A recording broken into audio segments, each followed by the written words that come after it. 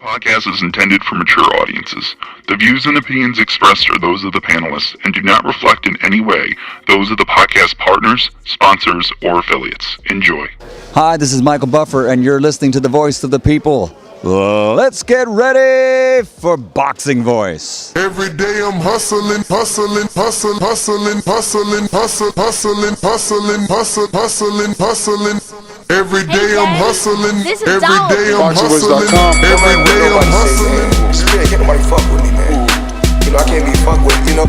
WBO Productions. Whether you pay to see me win, or you pay to see me lose, you're gonna pay. Fuck it, the kids still gotta eat.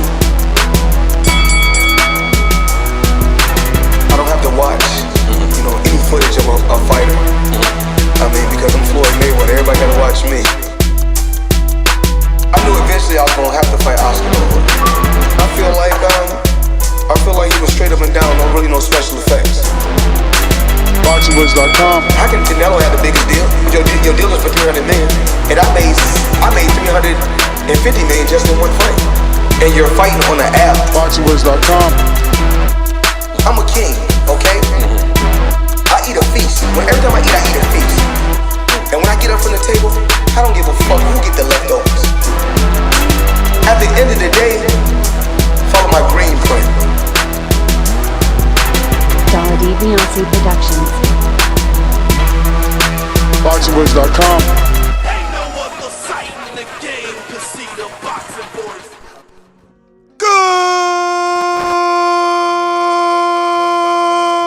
Good morning, TBV. Welcome back, ladies and gentlemen, to another morning edition with the Boxing Voice Radio. I am your host, Nesta Gibbs, Solo Dolo, Scarface, No Manolo. We rocking out. We got Aida Biggs scheduled for 9:30 a.m. Hopefully she wakes up. Let me send her this reminder text of our interview this morning. What up, ladies and gents? What's going on? Welcome back. What is it, Wednesday morning? We out here rocking out. January 13th. It's going down. New year. You know, wake up. Wash your face. Light it up. We ain't got no Francis, no Jamaicans on the set, so we're gonna do our own thing, you know? We're gonna have to do our own thing since there's no Francis the Praying Mantis, man. Hey!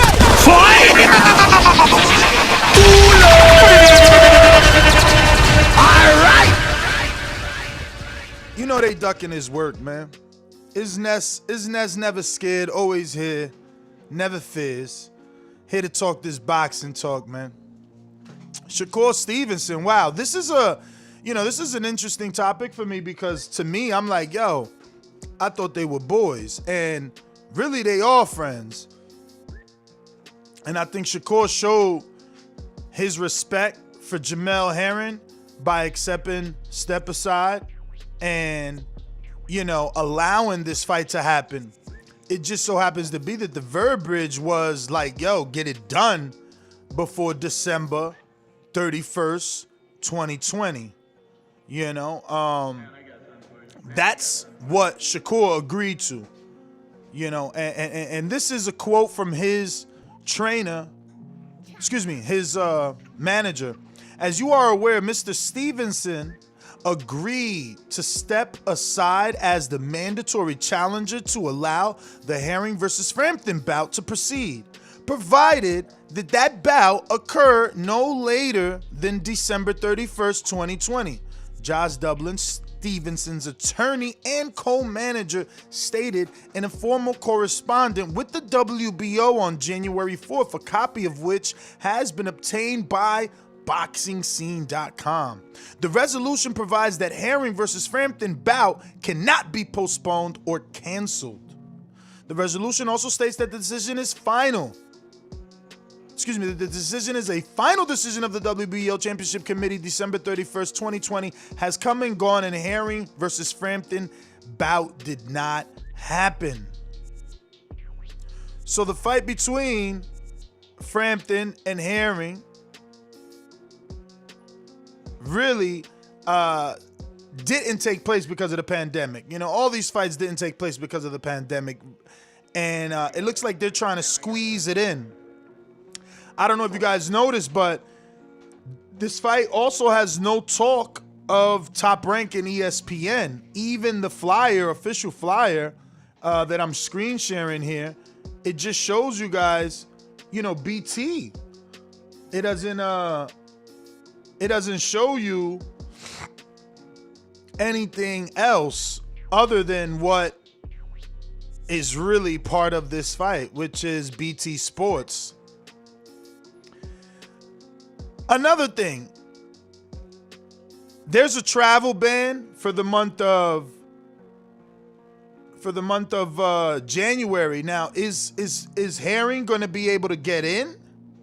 You know, is he going to be able to make it into the United Kingdom? I'm sure that's why they chose February, because things will open up. But I don't know, just so much. You know, Herring on his own social media had something interesting to say in terms of this fight, and you know, how he's going to continue to keep trucking forward regardless of the current situation. You know, he wanted to fight in front of a crowd, and that's not going to be the case, right? But still in all, he is trucking away. He's full training. You know, Terrence definitely giving him a lot of mentorship. That could be seen on Herring's social media. You know, it looks like the team is locked in for this title defense. And for Herring, you know, this is a big fight. This is going to be the biggest name on his resume. And, you know, you got to give a quick shout out to MTK Global, who Herring linked up with, you know, and got this done. Now, you got to remember, MTK has always been with the Jackal, Herring-Frampton. So MTK, man, they really doing their thing. We never reported that they hired or you know, merged with Rick Mirgan, the manager of Gabriel Flores Jr. and Jose Ramirez. So they got themselves a like California, Fresno area representative that's signing everybody, right? Rick Mirgan signed Joseph Diaz, signed Carlos Ramirez, Jose Carlos Ramirez, two belt champ. Now they sign Herring, you know. They sign, I guess the next one is Gabriel Flores. We'll see if he gets picked up. And that's just in the West, right? Then you got Andre Rozier is their MTK East Coast representative, and he's signing everybody. This is getting interesting, man. It's getting real interesting because, you know, Al Heyman had the 2012 crop of Olympians, but since then, he hasn't really signed many Olympians. If anything, it was Top Rank doing a lot of the signing of the would-be Olympians that chose not to go to the Olympics due to the pandemic, and the true Olympians, you know. So shout out to Top Rank, man, keeping, you know, the future of boxing going with the likes of Shakur Stevenson, Gerald Anderson, you know, whoever else I might be missing that is up and coming contender, champion, prospect that really is doing their thing, you know. Berlanga making that noise, and he's also with that Havoc advisory group, you know. But you know, this fight definitely been building. Not even too long ago, these two going at it. You know, Herring-Frampton tweeted out, "Not worried about your sparring." Don't recall saying that, but what I did say in this interview is, you bite to everything. Point proven. Take a chill pill, fella. You'd be extremely easy to wind up if I wanted to. And that's Frampton. That's Frampton, you know, basically basically taking shots at Herring, saying that Herring is easy to get into his head. And, Herring, I guess, proving that point too. Frampton proving that point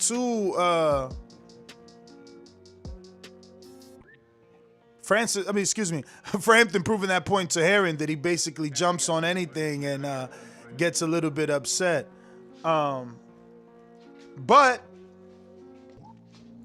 this is where we're at, man. This is where we're at. With Herring and Shakur having such a good relationship, it was definitely shocking to read these headlines, but I get it. Business is business. You want to be a two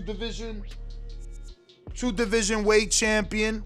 You don't want to be held up, prolonged, slowed down just because you have a certain friendship, and I must say, I like the energy from Shakur and his team. No waiting, no friends, no more extensions, no more helping you. I can get the big fight. I'm next legally, and with this belt, I will get the big fights. I'm sorry, it was a pandemic. I get it, but we got to move on now. I'm telling you, this fight is intriguing from so many different ways, and I don't even mean in the ring, man. In the ring is a totally different thing.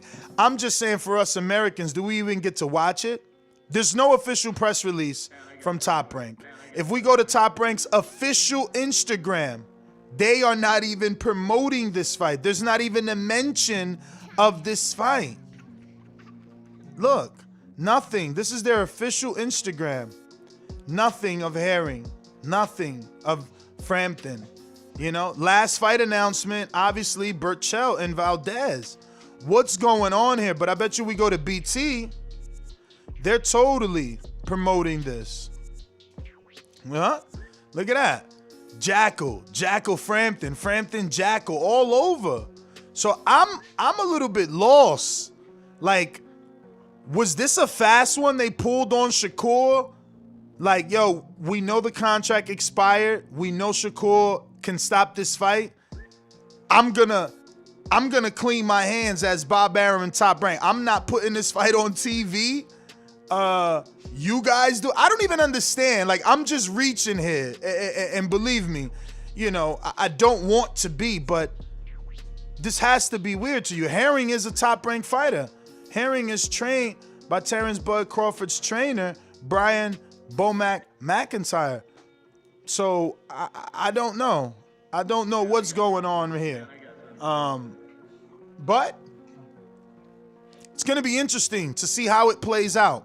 Very interesting to see how it plays out and what exactly goes down, because this fight is official for the 27th of February, which is around the corner.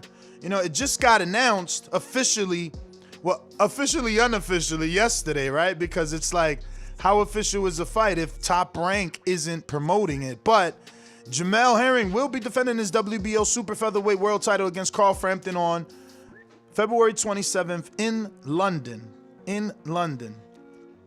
So, I don't know. I think that we don't see any Top Rank paraphernalia, any Top Rank endorsement, because Top Rank understands that their future star is Shakur Stevenson. And if you're not riding on his side, you can ruffle the feathers. If you out here showing that you're trying to promote a fight that he's trying to stop, you're ruffling the feathers. If you're showing that you're out here trying to televise a fight that he's legally trying to stop, you're ruffling the feathers, and you're picking a side, maybe. And maybe Bob is smarter than that. Maybe Bob is saying to himself, I'm not going to pick a side. Let me see what the WBO does, because in actuality, it's the WBO that has to come out right now and say, wait a minute, you guys could fight in London, but it won't be for our belt, because we gave you some rules. We gave you some provisions, and they had to be met. Deadline came and went. You didn't ask for an extension. It wasn't made public. Herring wasn't made aware of any extension. So, excuse me, not Herring, but Shakur. I don't know. Interesting. Listen, Rob, I love you, man. But let's not forget, we've seen BT Sports and Queensberry promoted fights before and still got to see it on ESPN, and ESPN still promoted. I'll give you an example of Dubois Joyce. That was BT. You know, that was a Queensberry promotion, Frank Warren. But ESPN promoted it. They let us know we were going to be able to view it as American ESPN Plus and ESPN subscribers. And that's what I'm saying. There's no mention on the Americans promoters social media of this fight. Okay? There's only like mention of it from the Americans. How do you say the Americans UK representatives, you know? MTK is announcing this fight. BT is announcing this fight, you know? So, yeah, very interesting, man. See how this is going to work out, how, you know,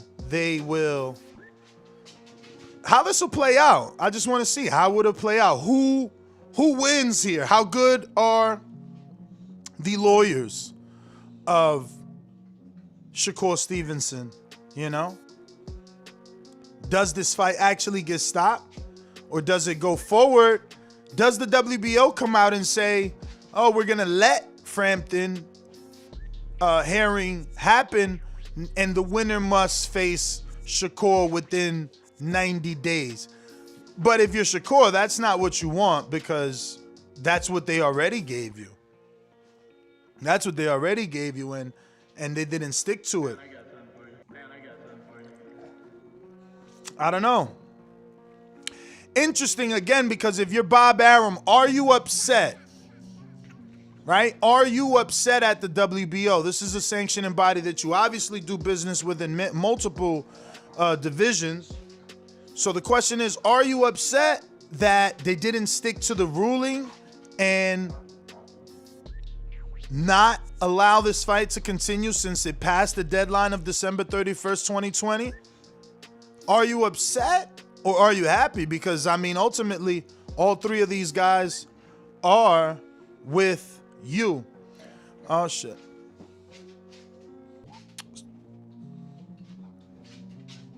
Well, guys, I have no co-host, and I got to take this call, so we're going to be on a timeout for a minute.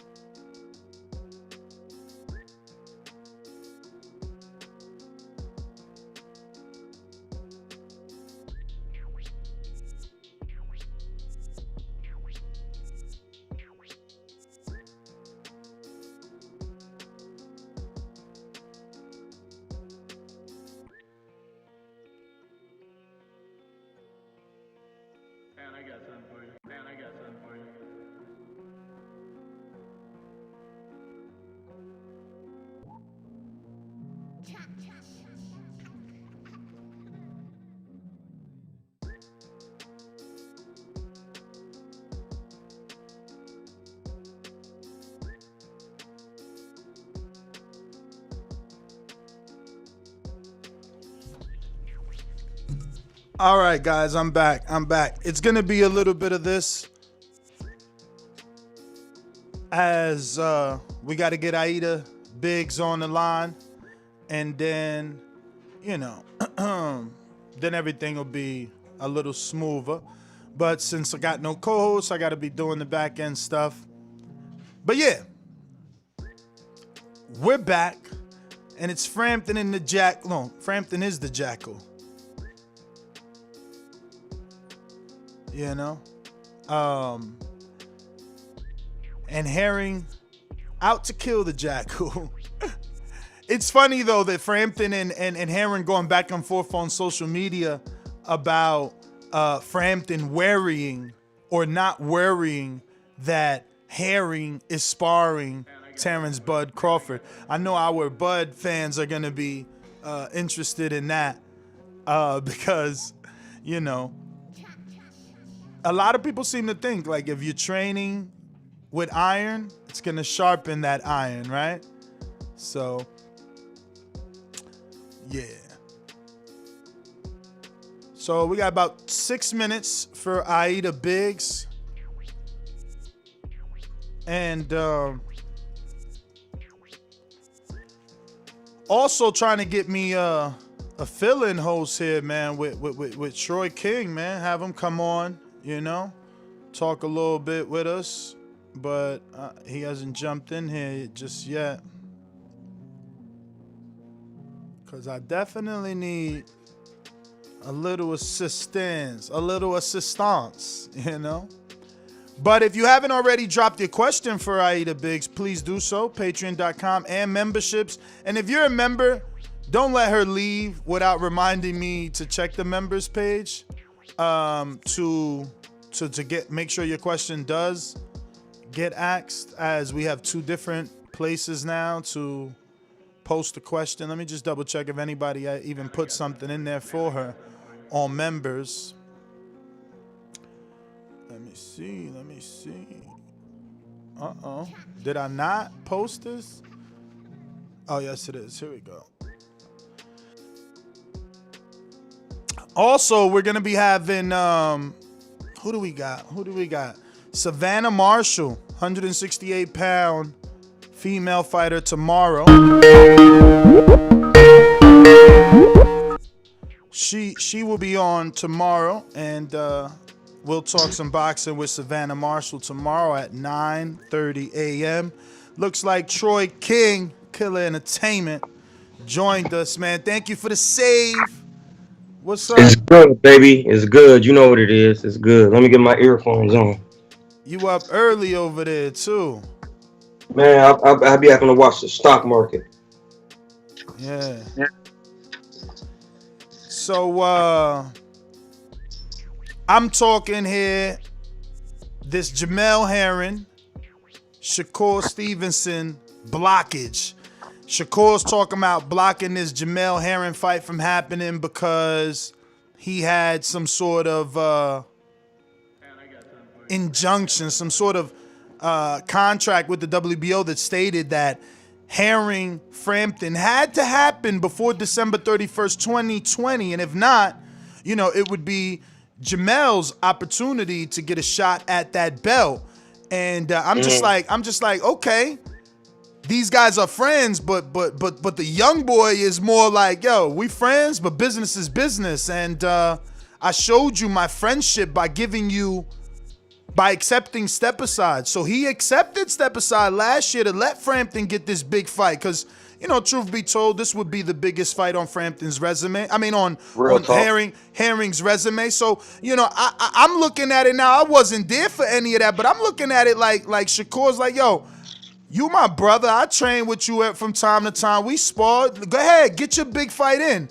But now that time limit has gone by, and you slowing my money up now. Now I can't get no money with that belt because you holding it up. And it sounds like Shakur's lawyer and Shakur are like, we got to stop this fight. So it's just interesting to me, man, because there's like a second part of this that you don't even see Top Rank promoting this fight. It's not on their social media. They didn't send me an official press release. ESPN hasn't sent out a press release saying that they are going to air this fight. Very, very interesting. Yeah, I kind of feel like Jamel got to get that work, bro. You already know what it is. And that's why I like Shakur, because he's not putting business in front of, he's putting business in front of friendship, because at the end of the day, it's boxing. If we spar already in this business, like, come on, bro, let's get paid over this work. You know what I mean? I'm cool with Bud and them and all of that, but boxing is my dream. He went to the Olympics, you know, so did Jamel. So they know what it is. Hey, Jamel, hit me so I can give you some southpaw work for that. Okay? But you got to get that work. Ain't no excuses. They know what it is. Yo, speaking of work, that's what him and Frampton was going at each other on Twitter, because Frampton is like, yo, I don't know why you insinuating that I care or am worried about like who you sparring with. Because Jamel basically saying he worried, that Frampton is worried because Jamel getting that good work with Bud. I'm not saying Who that is a ain't no. southpaw, I don't by the think way. Frampton. Already know. I just don't think Frampton wants to work for real. Frampton just looking like he don't really want to work, bruh. Let's just keep it 100 because he was supposed to been get some work with a couple people when he was at 122. He even skipped a lot of people. He skipped Rigo. He skipped a lot of people. Like, cause remember Frampton wasn't he at 122? He was. He had 2 fights with Leo Santa Cruz Yeah, no, he should and have got Scott one with Quigg. Rigo because Rigo been waiting for him at 122. Him and Santa Cruz, and that's what I don't like. So he gonna have to fight somebody. Him is it? What's the kid that trained with Canelo? Oscar Oscar Valdez. Valdez. Yeah, they gotta get some work, man. They can't just keep skipping. Like I get it, Burchelt would be an exciting fight because y'all be in there throwing, but you could still go with Burchelt and make that a exciting fight, whether you win or lose. But you got to give up this work though, and I don't. A lot of these guys are skipping work. Yeah, man. I got a laundry list of dudes that decide to go a certain route, but that's business. You gotta I get that. position yourself so that you're able to call them shots, man. Let me send a link to Aida Biggs, who is our guest on the show this morning. Have you ever met or heard of Aida Biggs? No, I never really. I ain't heard of him. This is the sister of Justin Big Time Biggs. Justin Biggs is the Brooklyn Torch. He's from New York City. He's trained by Yoel Judah. And Okay. this is his sister, who he's moving up the ranks quickly because he believes that, women's boxing has a void that his sister can take, can fill. And, if she keeps winning, I'm sure she can. What weight she at? I think 130, man. I think 130. But she looked thicker than 130, so we will confirm. Oh, okay. Which weight class is the Serrano sisters in? Because maybe she is at a certain weight right now because she's just getting started and they eventually feel like campaigning for a belt at a different weight class. But we do have Aida Biggs on the line right now. Morning. Good morning. How are you? I'm good. How you doing? I'm great. Sorry about last week. We suffered a little bit of technical difficulties with the internet, but we did want to get you on. I spoke to your brother, and you are in action this month, right? Yeah, January 30th. January 30th. Where is this fight taking place? This one's going to be in Myrtle Beach, South Carolina, on Christy Martin's card that she's throwing out there. Christy Martin's card? Yeah. That's so crazy. I have her scheduled for, I think it's the 21st of Thursday morning. Her and another fighter that's on that card, Keon Papillion, maybe? I've never heard of him, but I know Shenard Brunch is on that card and Steven Galliano, too. Okay. Now, tell us about the quick turnaround. That's really fast. You fought last month, right? I was supposed to fight last month. Okay. My opponent, this whole COVID stuff, she got sick, so last minute, it was a wrap. All right. So then, happy belated birthday, first of all. Thank you. And how has training been going during this time? I know it's a little more, it's stricter for us here on the East Coast, especially in New York City. So is training going ideally? Yeah, training is going pretty well. The only thing I have to say that was the most challenging thing was the holidays, getting through all of those, and then knowing I was fighting at the end of the month. So just, keeping my weight down, that type of stuff, and not eating too much at Christmas and Thanksgiving. Okay. Speaking of keeping the weight down, Troy King, he's a former fighter. He's in the Bay Area, and we were just discussing you. And I wasn't sure what weight you are fighting and what weight you wanted to get that first title. This fight is going to be at 147. Only because of COVID though. If not, I would have been down to at least 140. And but for the future, I'm trying to campaign around 130, 135. I try to get there first. 130, 135. So I guess the target would be a Katie Taylor or 130 Amanda Serrano.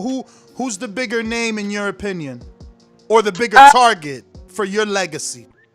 I would have to say Katie Taylor, not to take anything away from Amanda Serrano because, she's from New York, love her. But, Katie has the bigger purses right now. She's the bigger star, internationally. So I would go for her. That would be my most ideal fight. Now, obviously, we got to see the BPE production take place, and it was a great stream. I purchased the app. I got to see Mac Truck and a few of my other up-and-coming fighters fight on there. Just tell me about your experience. Was that your first time commentating? And what did you think about having to commentate and sit there throughout all those fights? Well, so I got to the event, and, as you know, my brothers and our business partner were the ones that put it on. So I get there knowing that I'm going to be a spectator instead of a fighter, right? So there's the commentator table. So I'm like, hey, guys, who do you have? Trying to figure out what the show was going to be like. And they're like, you. So I immediately had to go from being a spectator to get right into the commentating seat. And at first, it was nerve-wracking because I was like, I do it at home naturally, I guess. As we're watching the fights, it's probably like, oh, do this, do that. But I had to be kind of diplomatic about it. And at first, it took me about like one or two fights to warm up. Thank God I got there like when the show first started. But I actually liked it, though. It was cool. Did you like it enough to possibly do that at a higher capacity in the future?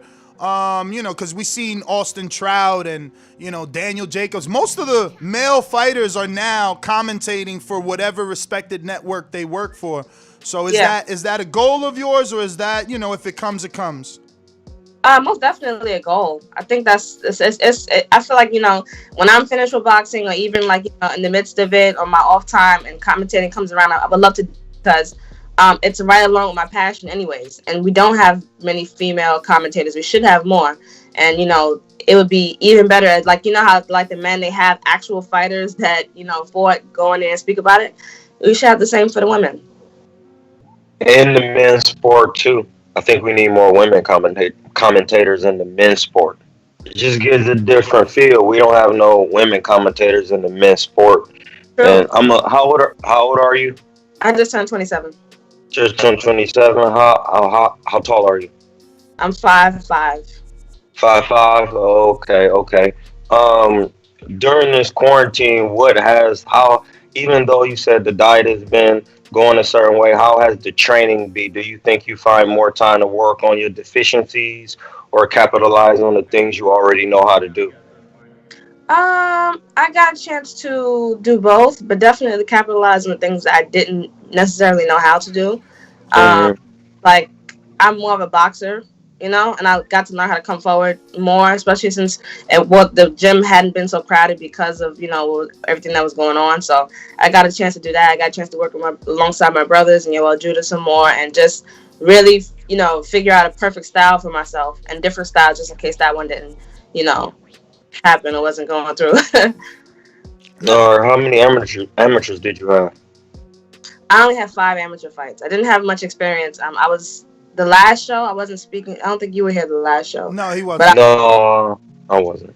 I was just telling them how difficult it was in the amateurs, just getting fights, and also the opposition, because for female amateur boxing, there is no novice class.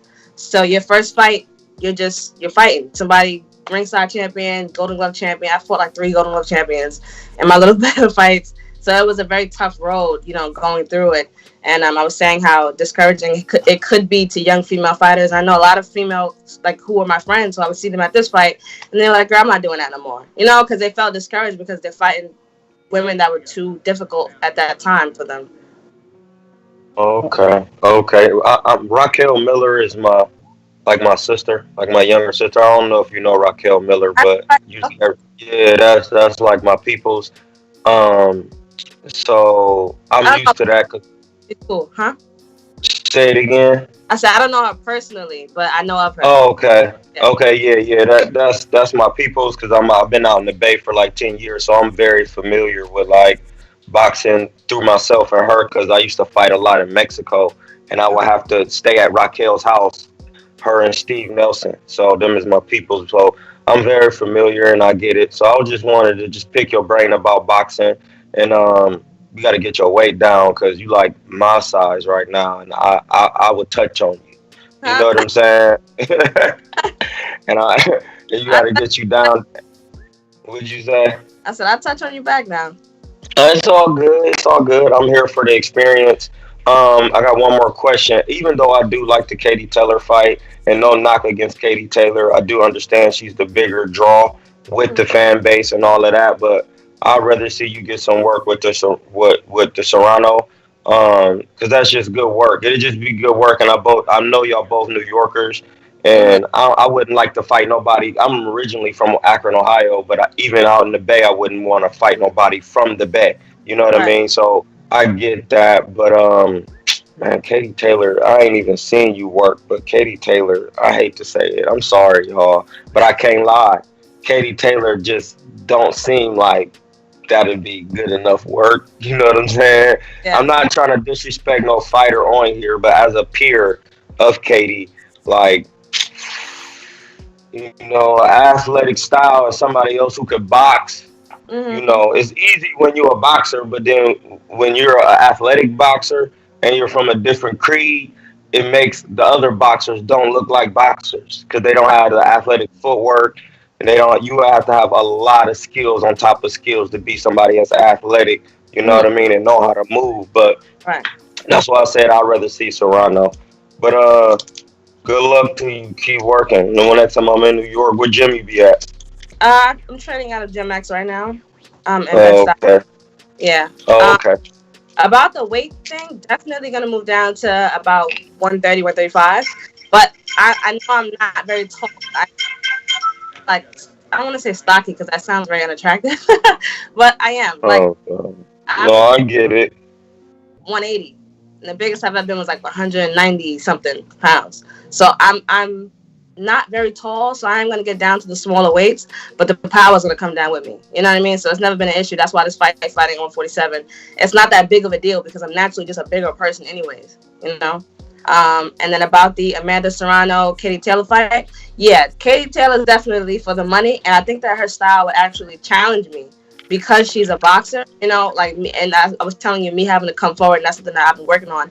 It would be interesting to see how that matched up, but I think that, you know, styles do make a fight with Amanda Serrano will be a more exciting fight, you know, because we're both, I know you haven't seen me fight before, but we're both punchers, you know, so for the sport of female boxing, it would just be much more exciting. You wouldn't see what you think you would imagine to see for females. See a couple women hitting each other for a while, and then the fight's over.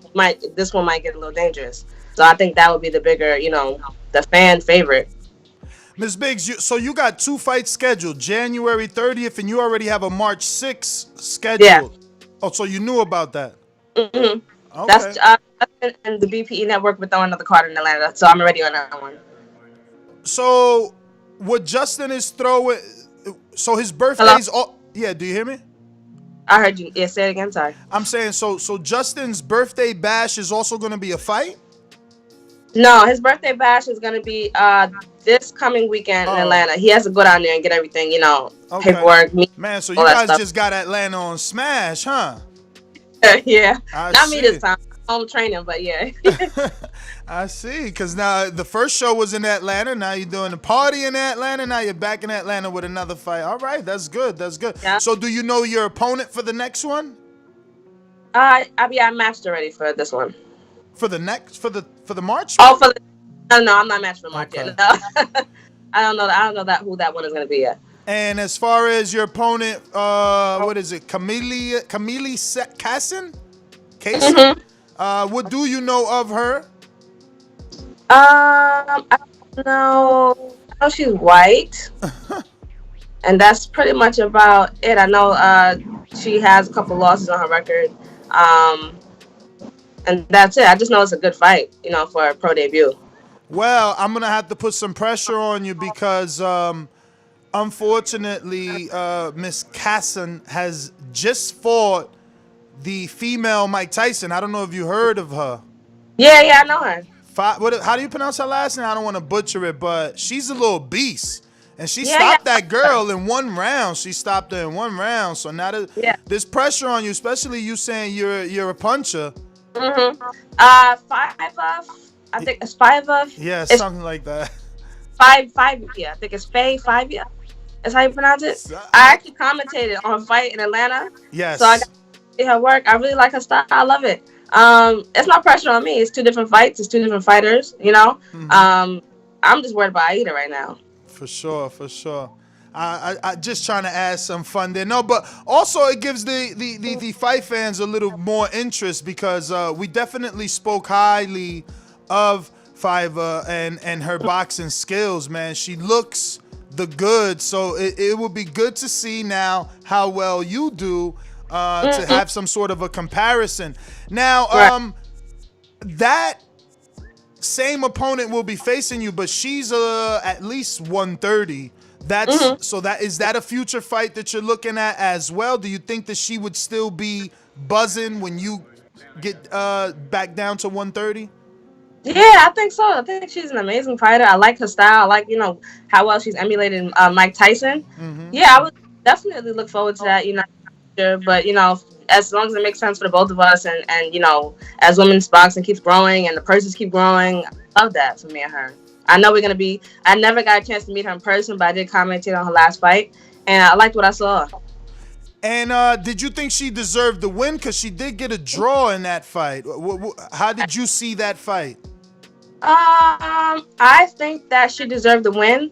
Her opponent did do well in the respect of she did begin to use her jab and use her legs and not get hit with as many punches as she got hit in the first round. So it was closer, but I will say that I thought that Fiverr pulled it out. At the end, I thought that she should have won that fight.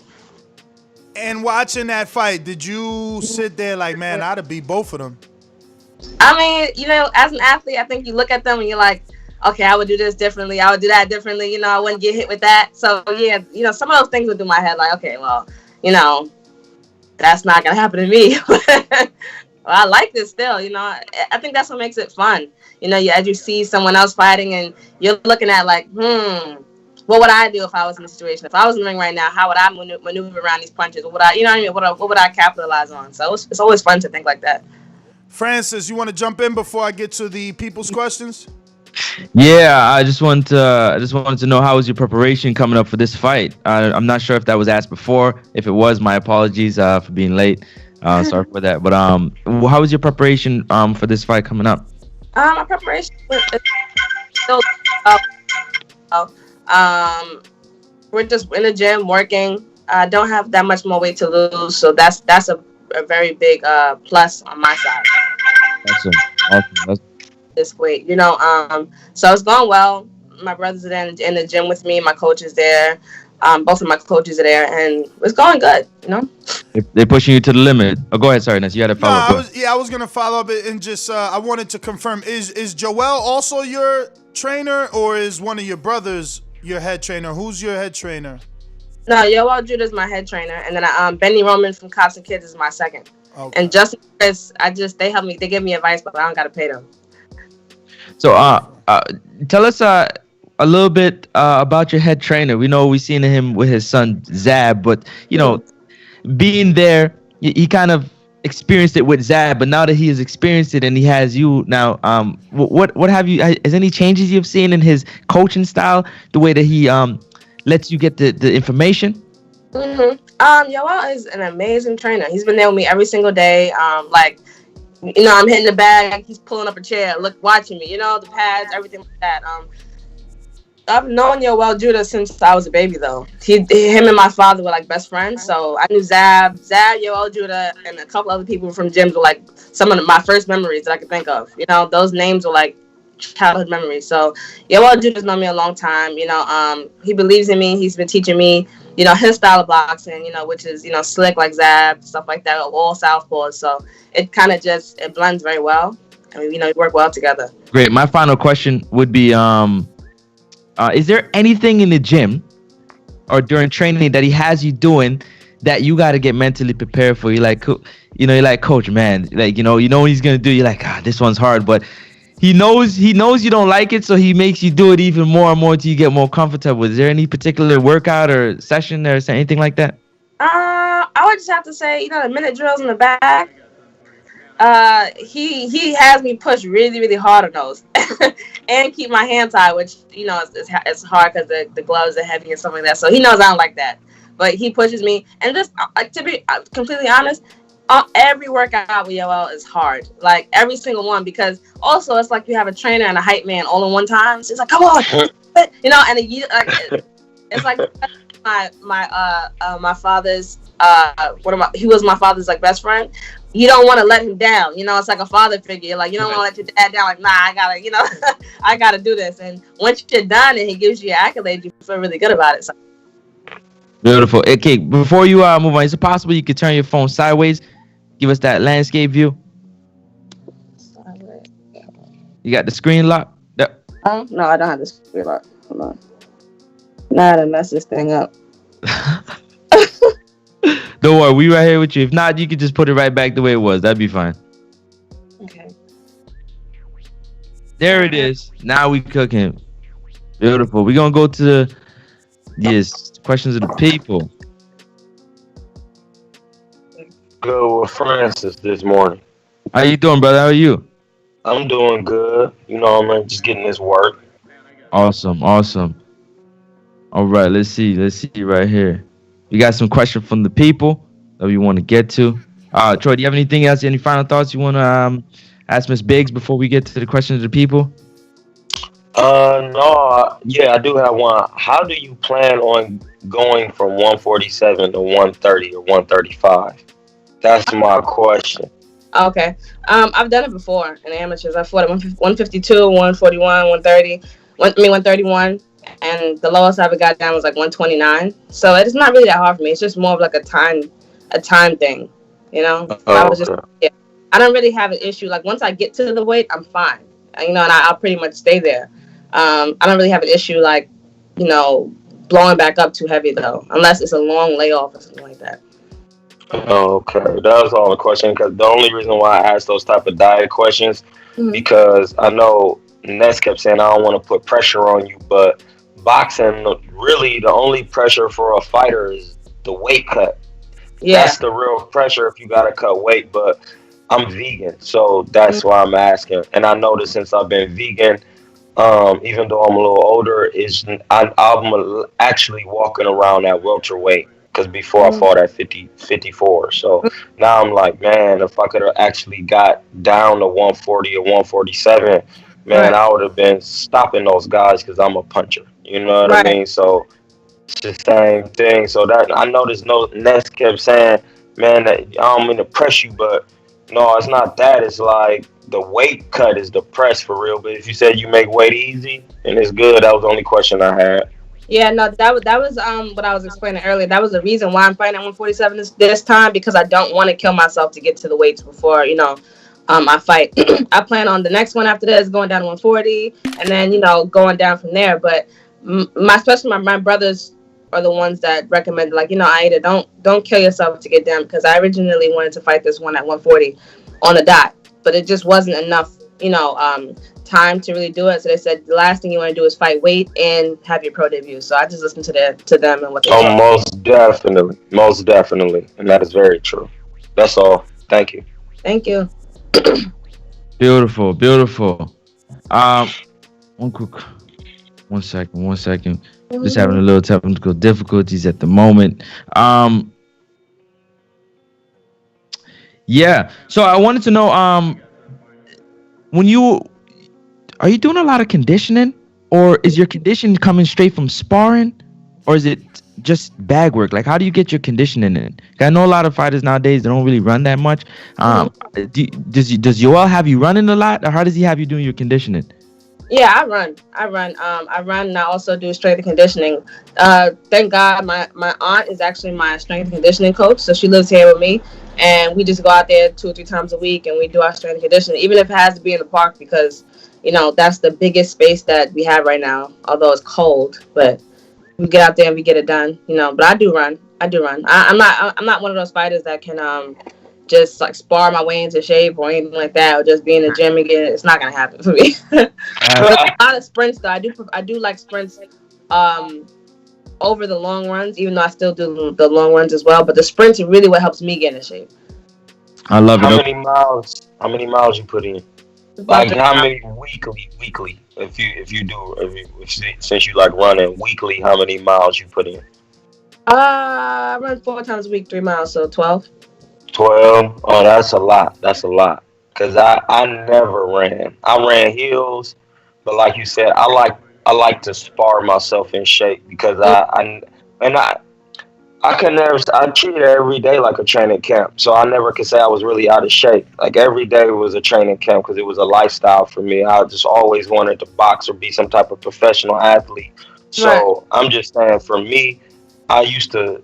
I didn't throw a lot of punches, and defense was big in my game. So I really sparred long rounds. I used to be sparring like 10-minute rounds because I'm trying to really work my defense, catch a rhythm, figure out, run these same plays over and over. I'm left hand, southpaw, so the straight left to the guts over and over. You know what I mean? Things like that. But I'd just be curious because, you know, a lot of boxers do train different, like James Toney, Riddick Bowe. Raquel, she runs. She's a runner. She likes to run. But she also she has like an equal amount of running and pad work with Bashir and other things like that. So I just give me pad work, sparring, long rounds, and then some heels, and I do a lot of calisthenics, a lot of squats. That's what I did, a lot of squats. Yeah, I do a lot of squats too. Yeah, we got some questions from the people real quick. Thank you very much for your time, Miss Biggs. James Valdez from San Antonio, Texas, with the first question. Which fight would you prefer to see? Fury versus Wilder 3 or undisputed between AJ versus Fury, and why? I would like to see undisputed versus AJ and Fury because I think we already saw the Wilder fight twice. And I know it's going to happen in the third fight already, as I knew it was going to happen in the second fight too. So I want to see something new. I want to see, you know, how Fury does against Anthony Joshua.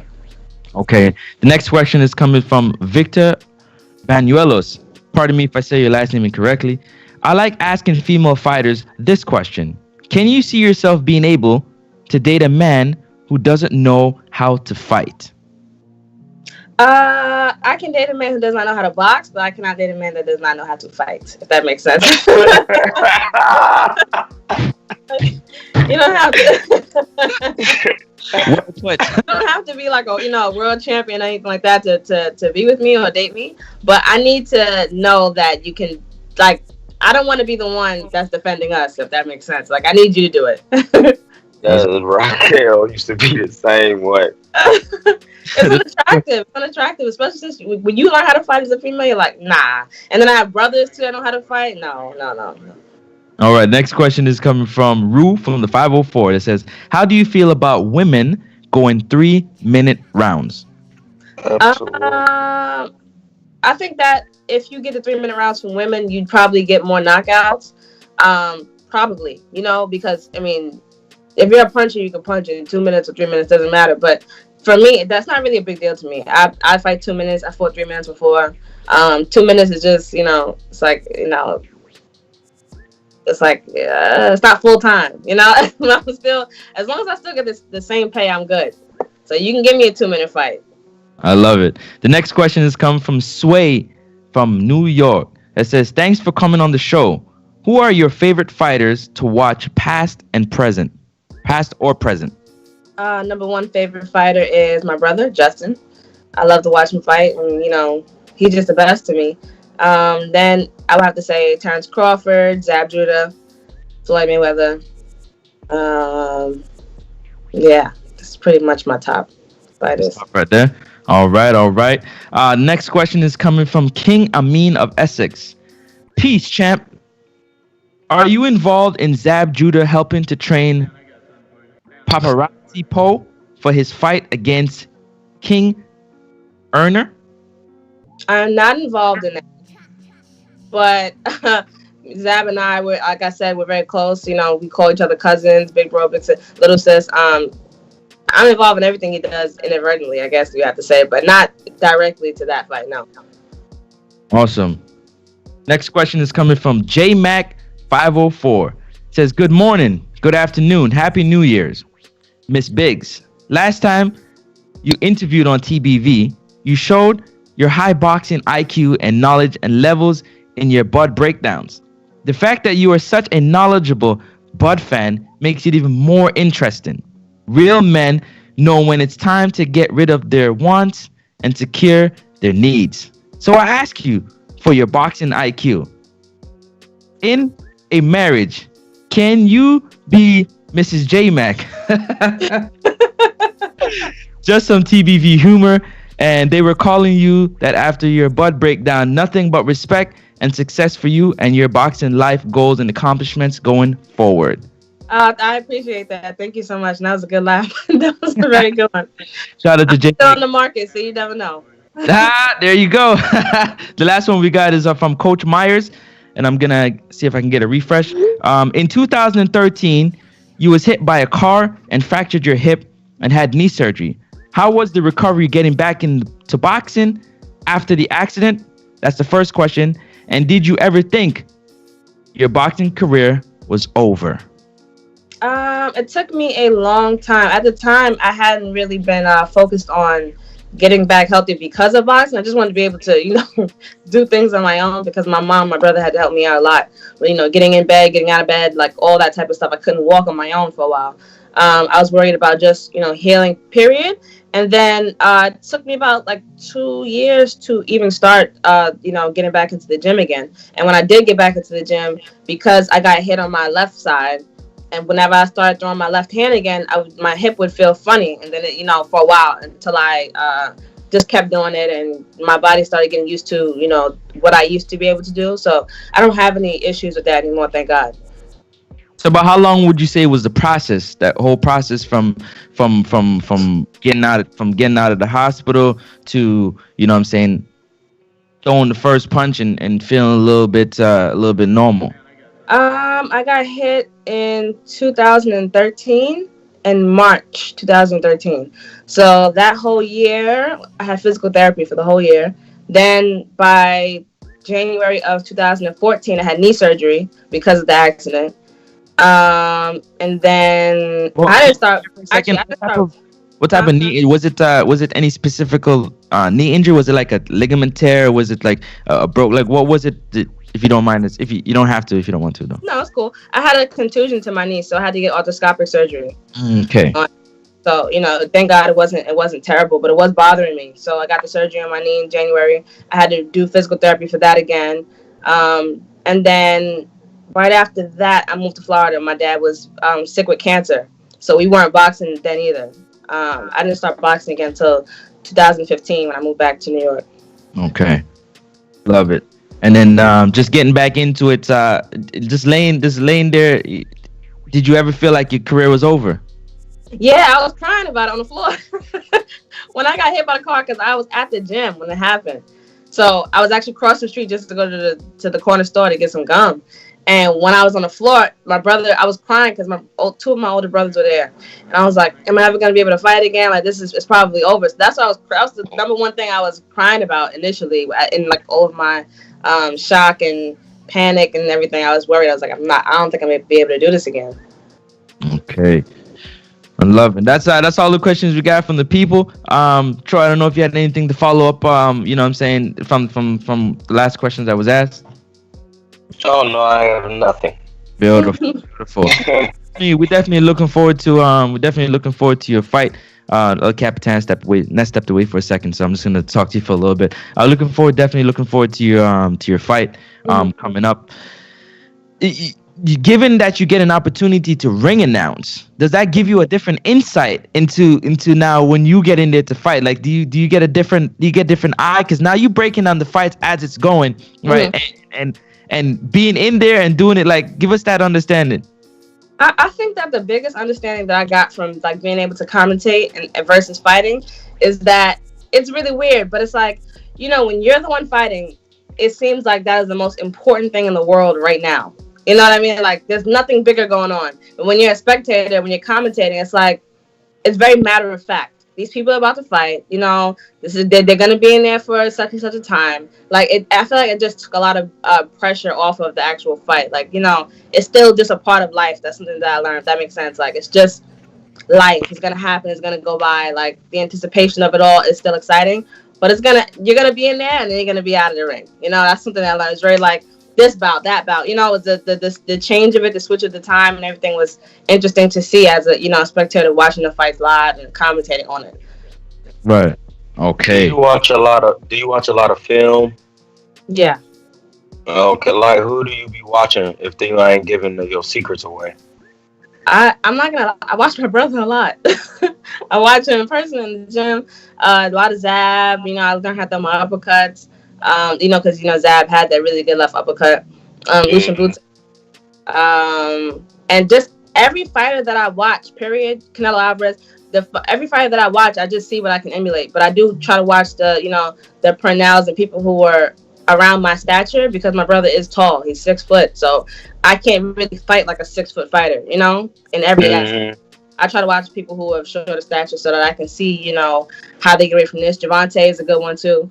What they do in this certain situation. So I watch pretty much everyone, when I can. Okay. I love it. There you go, ladies and gentlemen. Ladies and gentlemen, ladies and gentlemen. We have the great Aida Biggs on the show. Thank you so very much for coming through and share your knowledge and your boxing knowledge with us. We appreciate you so very much. I'm not sure if Ness asked you, but real quick, your breakdown on Ryan Garcia's performance against Luke Campbell. Can you give us just your take on that just before we let you go? Okay. So it's funny. I had my birthday just passed on January 3rd, but I had my dinner on January 2nd. Thank you. I had my dinner on January 2nd, right when the fight was going on. So some of my friends came in watching it on Dazn on their phones. So I saw the knockdown and I saw the stoppage. My breakdown of it is I think it's very refreshing that Ryan Garcia stepped up to fight this fight. Luke Campbell he's not a slouch. You know what I mean? I do think that his defense has to be a little bit better because I noticed he doesn't really move his head like that. So if I remember correctly, it was like, if I remember correctly, it was like 2 straight left hands were thrown.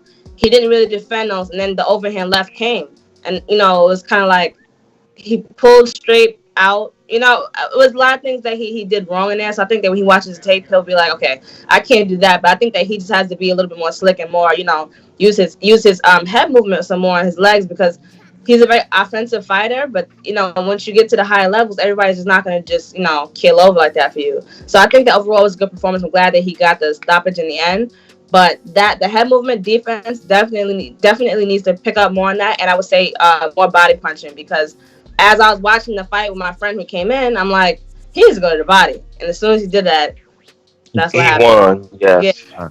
Absolutely. And fighting against a potential hypothetical fight against Gervonta Davis with those things that he has to work on. Give us a quick breakdown on that. And then after that, drop your social media for everybody who's asking in the chat. She going to let you know what her social media is. You could definitely go and follow after she answered the question. Okay. You said Ryan Garcia versus Tank? Yeah. Okay. I think that would be a really good fight. Definitely if Tank was to hit him with what Ryan hit him with, he would have finished him, I believe, because Tank is a very good finisher. I think that the actual fight would be like very, very interesting, though. I think that if Tank is a Tank that trains very hard and uses all of his boxing ability, I believe he is the more talented fighter. But I do believe that sometimes in his fights he gets a little bit like lazy, if that makes sense. You can see for 2 seconds, a little glimpse of the Leo Santa Cruz fight. You can see him moving his head and boxing, and he looks great when he's doing it, and just use angles. But he doesn't necessarily do it all the time. If he was to fight Ryan Garcia, I would like to see him do that the whole entire time. His head movement, just really slick, really on stuff. So I believe that he is the actual better fighter, but I would like to see Tank in there with Ryan. Ryan can punch. He's taller. He's longer. I think the styles will make for an explosive fight. In the end, I would have to say I think Tank will pull it out. He has more experience. He's done this a little bit more. But I would love it. I would love to fight. What was the last? Oh, my social media, right? Yep. Okay. So my social media is Aida with Love, AIDA dot with WITH.LOVE. Love. That's my Instagram. And I don't really use any other. I don't have Twitter or anything like that. So again, Aida period with period love. Cool. Oh, I We have a used to late question follow coming you. through. A late question coming through. This is from that one white boy. He says, "Everyone sings in the car. What's your go-to song to jam to on the way to the gym?" And he said, "Happy belated birthday." Thank you for the birthday wishes. My go-to songs change all the time. So right now, like it's "Ain't No Mountain High Enough," which is like a very old song, but I put that on right now, and that's my jam right now. All right, thank you very much. There you go, ladies and gentlemen. There you go, ladies and gentlemen. There you go, ladies and gentlemen. There you go, ladies. You got one? I appreciate you so very much. We appreciate you as a family, and we'll definitely be supporting your career. And looking forward to your fight coming up. Thank you, ladies and gentlemen. Aida Biggs. Thank you, thank you. Thank you so much. Thank you so much. Have a good rest All of your morning. Bye. Have a good one. Gentlemen, there you go, ladies and gentlemen. You got Aida Biggs on the show. I hope y'all got your question off. Thank her so very much for taking her time out. Great boxing IQ, great boxing knowledge, and we appreciate it so very much. Troy, did you have a follow-up question to that? How was that? No, that was good. I'm just on her gram right now. Like she got some. She's pretty sharp, brother. She's pretty sharp. Like, you know what I mean? Like I've seen a lot of women so boxing. now she's sharp. You know, like after you said Katie Taylor gonna beat her up. No, I said I didn't want to see her. I never said Katie Taylor a beater. I said I didn't want to see her fight Katie because I think she'll beat Katie because Katie ain't sweet like that to me. I wanted to see her fight Serrano, like because Serrano is really her. You know what I mean? Serrano gonna get done dirty one day for fighting in them heavy ass Jordans. Somebody gonna close the ring on her ass with them heavy fucking Jordans on. Man, evidently she like him because I don't think she really be trying to like box it. Like I'm not saying she can't box, but I seen her brutally beat one girl. I forgot what her name was, but I knew how it was. From the first jab, I could hear the thud in her punches, and I was like, "Oh, she could punch." Because my sister Ava Knight is a puncher. You know what I mean? So I want to see her scrap. Like she's definitely sharp, and she a southpaw too. Yeah, man. Listen, if you didn't put your question in, that is totally your problem. Post has been out. We've been promoting the interview. You know, you can't put your question in last few minutes and then try to pressure people, man. We got time constraints and things we got to do. That being said, I'm gonna duck back off. And I think we got our next guest in a moment. Let me double check here.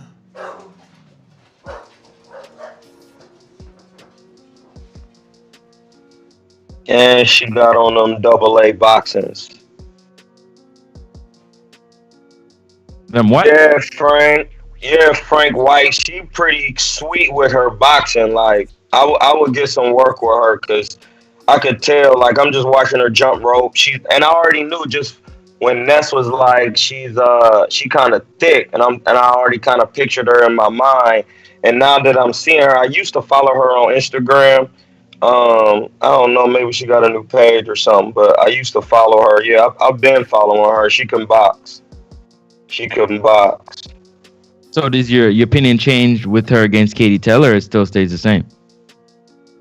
I think she'll beat Katie Taylor. That's why I don't want to see the fight. I want to see her and Serrano because I think that'd be better competition because Serrano is sweet.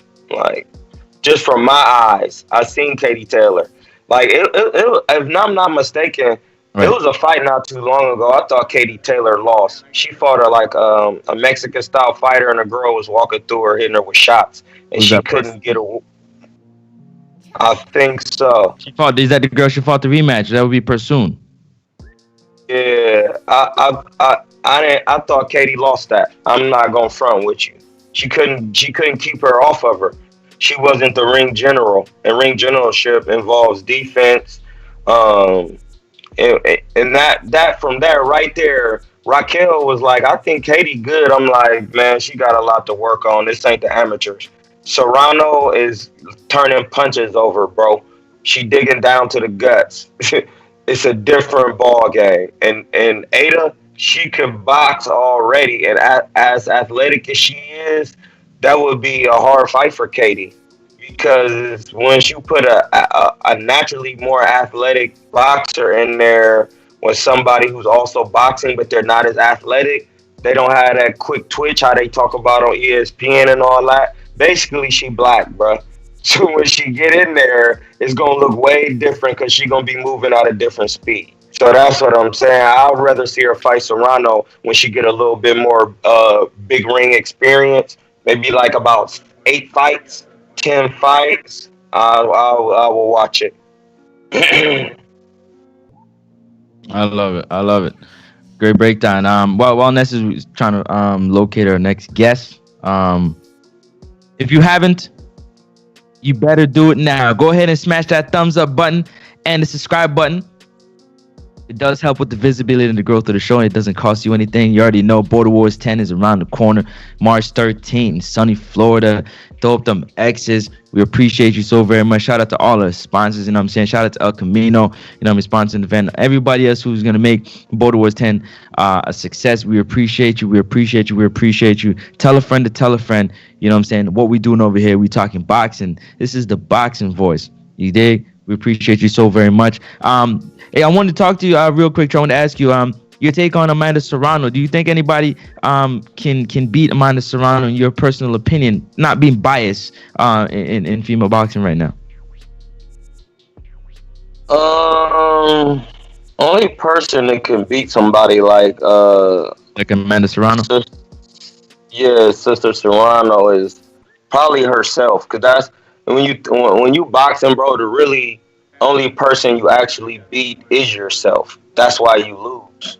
You know what I mean? I'm gonna put it like this: when you boxing somebody, the person who lose be like, if they real true to themselves, you know, when they ask people who really be losing, the person always say, man, it just wasn't my night, or I just couldn't do this, or I just couldn't time him, and you saying all the things that you couldn't do, so you beat yourself. You see what I'm saying? It's not like this guy actually beat you. When you actually boxing, bro, you have to learn how to beat yourself so that you can beat somebody else. And beating yourself is by being disciplined with your diet, not having cheat days, waking up every day and training. When you don't have no fight, you still doing maintenance sparring once a week and then getting at least 3 miles in. So if Amanda's doing all of that, the whole 3.14, then she gonna be all right. The moment you lack like that and you get caught lacking, somebody like Ada is waiting for their turn because she watched the Judas do their thing. So she just sitting there waiting, saying, hey, if anybody get caught lacking, I'm gonna step right in there. You know what I mean? And that's the mentality. You know what I mean? So when you boxing, it gotta be a lifestyle, even if you don't have a fight for a year. I don't care if it's the quarantine. If it's the quarantine, that should give you more time to watch your opponent, watch tape, lock in, tweak your diet. Some of these guys is making upward to $500,000 a fight on that level. Like, get a dietitian, a nutritionist. Like, these things, it pay the cost to be the boss, bro. And they not paying no cost. They sitting around making real excuses when they have financial gain to do all the things they need to do.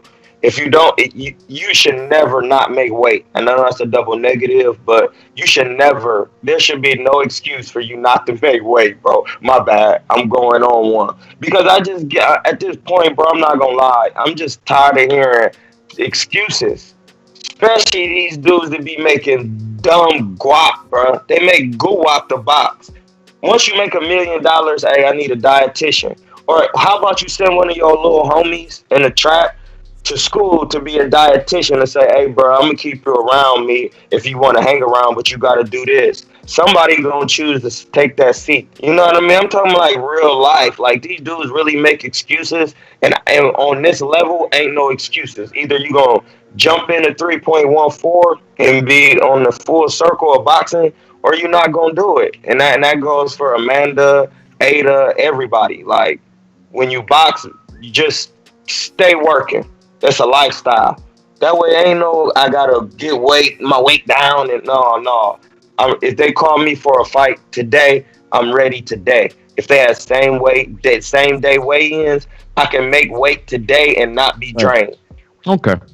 I hear that. It's and while we're on the topic of what I'm saying, female boxing. If y'all don't know, man, we talking about the topic of Shakur Stevenson. What I'm saying, looking to block the fight between Jamel Herring and Herring-Frampton with a WBO enforced mandatory. If you got what I'm saying, your thoughts on it, you can definitely say that. But I wanted to ask you if you seen the first fight between Breakus and McCaskill.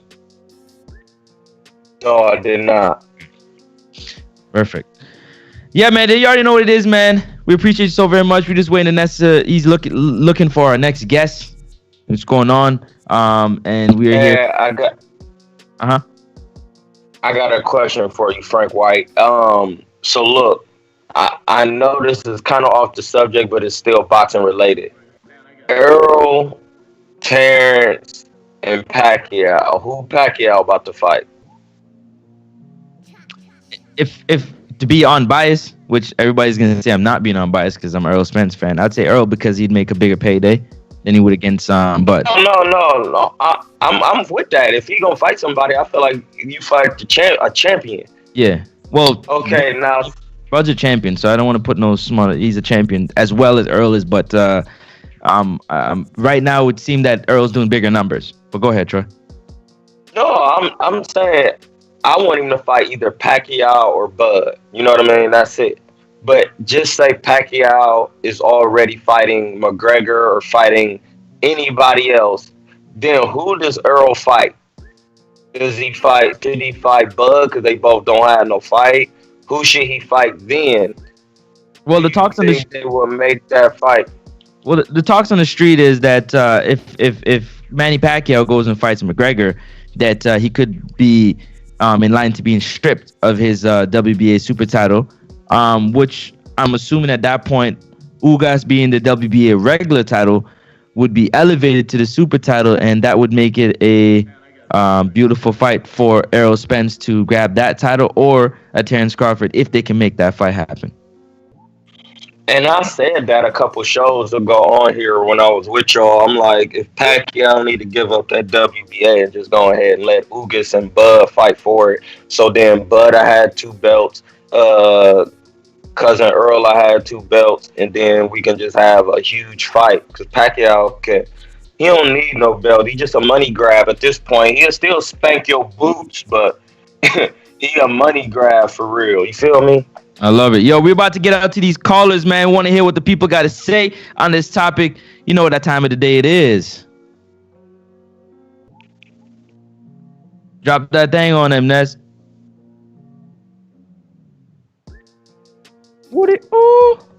Call us. Get your thoughts together. We talking about Shakur Stevenson at 130 pounds. He's a WBO mandatory, and he's looking to try to intercept that fight between Herring and Frampton to get his hand on that WBO title. That's what we talking about today. Callers, where the callers at? Get your thoughts together. Yes, sir. Which one do you think, Troy, while we waiting for the callers, which one do you think would happen, would be more likely in your opinion? Want to give me your opinion. If Ugas is elevated to the super champion, that's given that Pacquiao goes and fights McGregor, who you think is more likely to get the fight against Ugas being a super champion, hypothetically? Errol or Terrence? I feel like Ugas, it's tricky, bro, because think about this. Ugas beat Terrence in the amateurs, if I'm not mistaken. So I feel like Ugas kind of will want to choose Terrence because he beat him in the Amis. But then Earl, he already on the PBC side, you know what I mean? So I feel like they're cashing him out. So Earl could be the A side. They'd be like, listen, man, we gonna give you whatever you almost need. whatever you almost need for this work, bro, so my man could be the A side. Then in that case, that would just drive Terrence through the roof, and he would probably be on a tangent then, and just either way, it's gonna drive him to work extremely hard as he always does.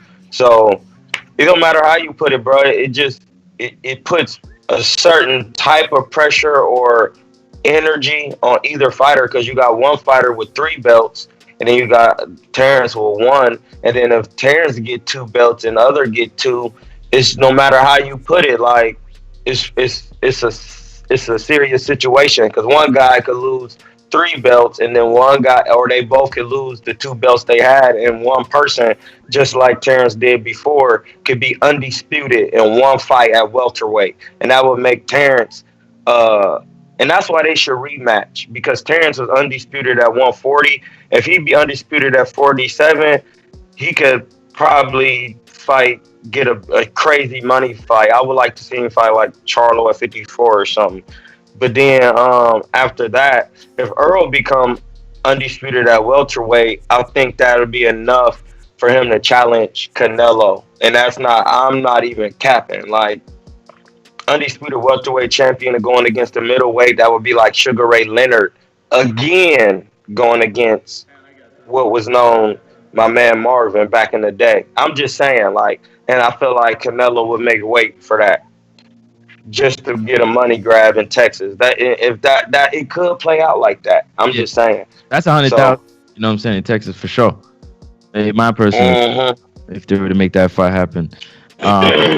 While we're on the subject, at 130, who at 130 do you see giving Shakur Stevenson any type of trouble, in your opinion? While we're on the subject of Shakur Stevenson enforces mandatory for the WBO.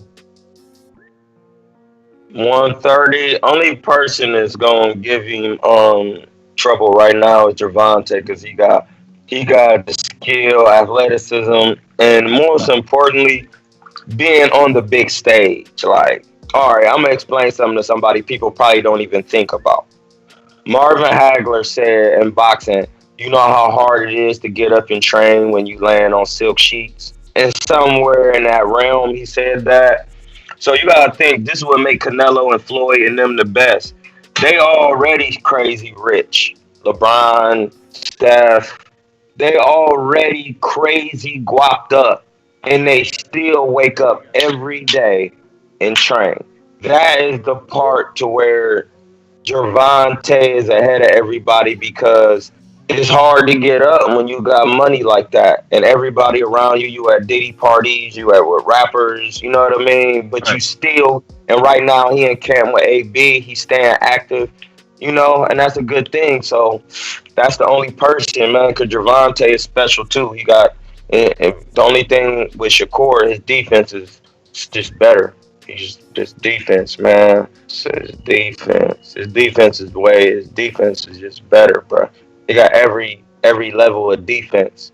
He can move back with his feet to control the space. He can catch punches on the outside and inside. He can catch punches with his shoulders and arms. He can slip punches. He can get low. He can also slip punches without moving his head that much, like Wilfredo Benitez. If you watch Wilfredo Benitez defensive tactics and watch Shakur Stevenson, he has very good similarities, because he just don't even really be moving, and he still be evading punches, and he keep his eyes directly on his opponent, and that's something that Floyd is good at, just keeping your eye on the prize. So, man, I hear that. But yo, let's hear what the callers got to say, and we can piggyback off of that. Let's go. We're going to the callers.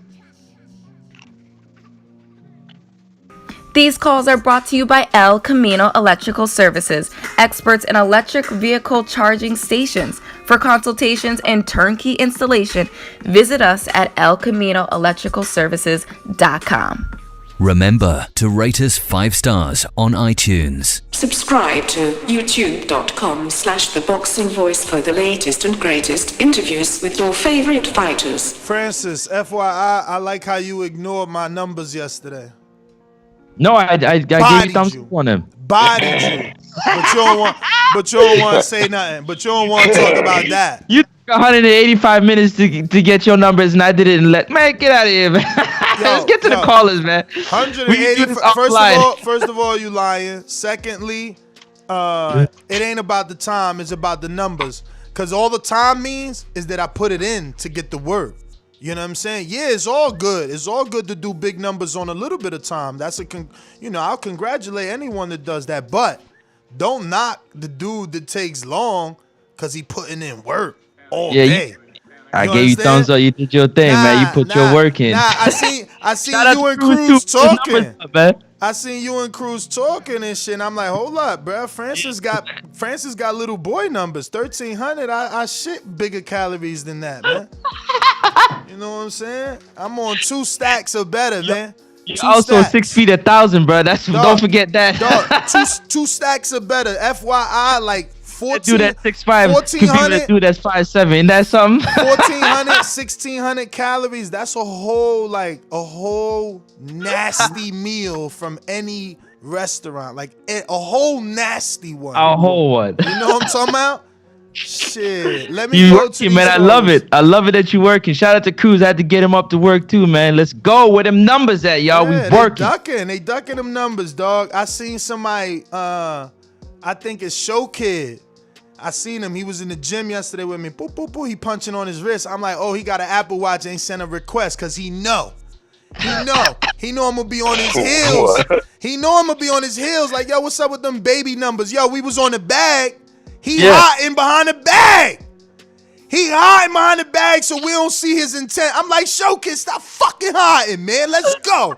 Let's go. They letting that old man outwork him, y'all. I'm telling you, man. I'm telling you. How was the work yesterday with Greatness and Show Kid? Nah, it was good, man. It was good. Greatness back, man. Greatness is a problem, man. He's obsessed, man. He traveling from Harlem to Jersey every day to work, man. And meanwhile, missed our session, never even text to say like, yo, I ain't coming. Played me and shit. Left me hanging. Thank you, Let me go out to some callers, man. We got Coach J Mac. So you hating? I'm that guy. What you want to bet on? Bet 100,000 on that. Let's bet $1 million. You getting that money, right? Easy. Let's bet $1 million easy. And I for the bread. When I him, y'all gonna say he was too weak on my life. Okay, bow down, bitches. I'm about to handle business. I'ma teach you all a lesson. This'll only take a minute. Got a part and all this passion in my blood. Niggas hating just because. Think about it. Everybody love Bud. J Mac, where you at? All these niggas hating on me. Shit is whack. So official with it, only check stats. Hey, I'm out here trying to get it. Next, I only got a minute. Get ready for the Mac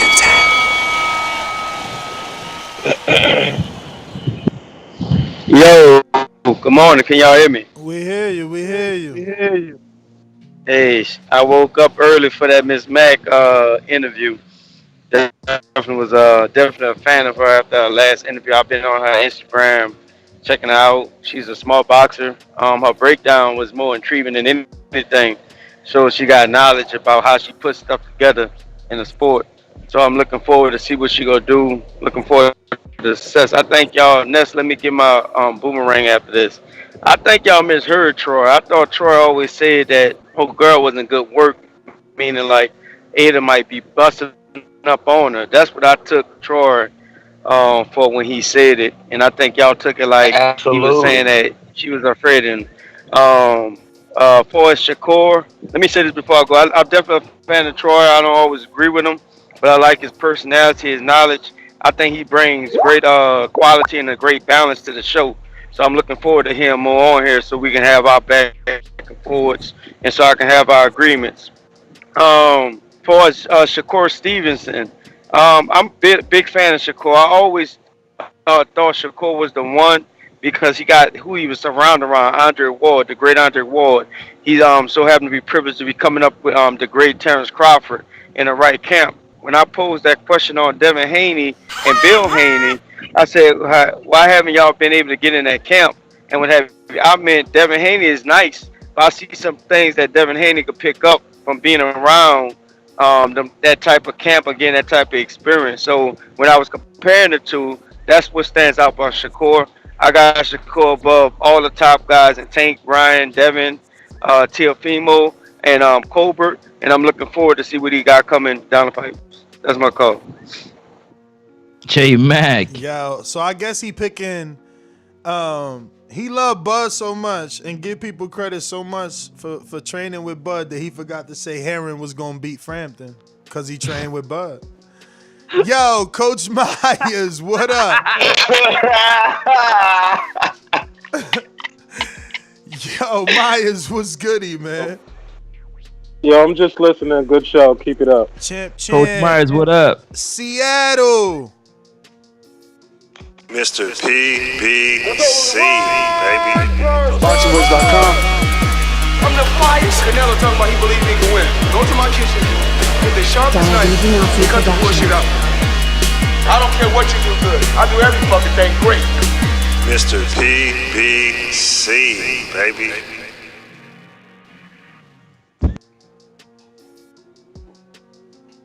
Alright. Don't send me no text, bruv. My man be hitting me up on Oh, my bad. Yo, word is born. You missed my call. Yo, you missed my call. Nah. So, Buenos yeah, dias, what's good, senor. everybody? How are you? Shout out to PBC. Shout out to TBV. Yeah, man. So I'm gonna go back a little bit. I'm gonna say like this: if McGregor loses the Poirier fight, I feel like he's not gonna. Why would Manny Pacquiao want to beat a dude who's been beat up every fight? So I mean, I hope the Earl Spence and Manny Pacquiao happens. Shakur Stevenson, if he can't get this fight, I really want to see him fight Chris Colbert. You know, I feel like Chris Colbert has the skills to beat Shakur.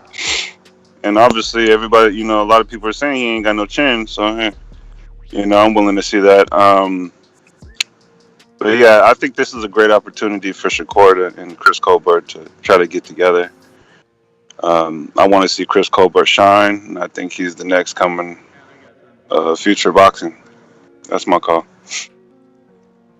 Thank you for your call, Mr. PBC. What we got next? We got. Just like the king is what I mean. The king is what I mean. Hear he. Yo, top of the morning. Y'all hear me? Yo, Hear he. What up? Hear he. What up? I don't know to call you fucking or duck me. Nah, man. I never been no duck sauce, bro. That's what I'm saying. Like, yo, you're not gonna have me out here like Doomy and these cats, man. Like, did you hit me I ain't up? call you because I could. No, I didn't because I couldn't make it. Alright, but we had a session though, so you did. So I ain't having you like Doomy. You put yourself in that Doomy category by missing a session and not even hitting me up. Nah, bro. Because if I hit But you, but here's the thing. Here's the thing. Just know. No. It's here. It's here because you brought it here. Still available. Just know I'm still available. Any day I'm you still want to get it. too, and it's we getting it's here because yo. you brought it here. So let me get my time back because the thing is, if I hit you and I say, hey man, I got something going on, like I said, I don't work like that. You know what I mean? Like I don't need that kind of like unnecessary banter, bro. I'm just saying if I could have made it, I would have hit you. If I didn't, then it's because I couldn't make it. Dog, you know there's what I'm saying? no way. Listen to me. There's no way you could flip it and say you don't need unnecessary banter. The gentleman thing to do when you have an appointment with someone is cancel. So you can't flip it and say I'm trying to put bad negative heat on you. No, just swallow the fact that you forgot to call me. Whatever you had going on was that important, and that is okay because we friends. I don't care. Like I said, you want to come today, we going today. We be there tomorrow. Nah, I'm at work today. And it's all good. I'm at work today, and I'm at. Well, then it's all good. But this is what I'm saying. Listen, like you got to stop being so if it's that, personal. let me get my call about Shakur. There you go. I rang the bell. You can hit me. There you go. So, yo, I'm wondering how Shakur and his camp feel about that. This is what I'm saying. Stepping all on my call. What up, Francis? And I don't even know who the new homie is. I never heard. What's up, Troy? Troy King in what up? In the Bay Area, Oakland out there, and he is a former fighter, coach now, trains plenty of people. So, yo, I'm wondering how, because this is how it's supposed to be. You could hang around somebody and stand next to him and say, "Yo, I'm cool with you. I just want to be where you at. I want to be better than you. I want to be greater than you, and you might have something that I want." So I feel like Shakur may have put it out there already to Herring, either on the business tip or the personal. Like, yo, it's nothing. Let me get in there. Between Herring and Frampton, Frampton is a little busier. Herring, I think he got more. Just if you put him in there. Hampton is good for the UK, but like, you know, being in there against a little bit more athletic, I think to put a black fighter, you know what I'm saying? I think I'm giving Herring the edge, but neither one of them can really romp with Shakur. That's pretty much it, man. I don't think Frampton can do nothing with Herring, because Frampton can't fight that good coming forward. I mean, Herring power slightly is Frampton going to feel his power? Herring is the bigger dude. He's always been at the higher weight than Frampton, so hopefully his punch is decent. Yeah, that's a fact, man. That's a fact. And you know, I was gonna respond to Troy when you just said if Frampton comes forward, if you watch that fight with Leo, the first and the second one, you know, they came forward just throwing a lot of bombs, you know what I mean? And he's willing to take some shots. Even when he fought Josh Warrington, I'm sure he didn't expect that type of pressure that Warrington kind of brought forward to him, and it surprised him a little bit. And I guess when the pressure was going backwards, he was having a little bit of difficulty. And I feel like Herring doesn't fight like Leo or like Warrington. I feel like he's more slicker and whatnot, so Frampton will get more of an opportunity to kind of see what he's doing and whatnot. It's whether or not he can take the power from Herring is what I'm worried about. What is your take, Troy? I don't think he even gonna be able to get past Jamel's jab. Like for example, when I watched Frampton against Leo the first time, and Leo chose to come forward, Frampton boxed his ears. And I was like, Leo, if he could box and would just choose to stay on his jab and make Frampton come forward, he would have a harder time, because Frampton like to turn and check hook and all of that. Like, he's a nice, decent boxer. But then when Leo the second time, when I was like, soon as he started boxing, Frampton was having problems coming forward. So then I watched Frampton against, I think, Nonito Donaire.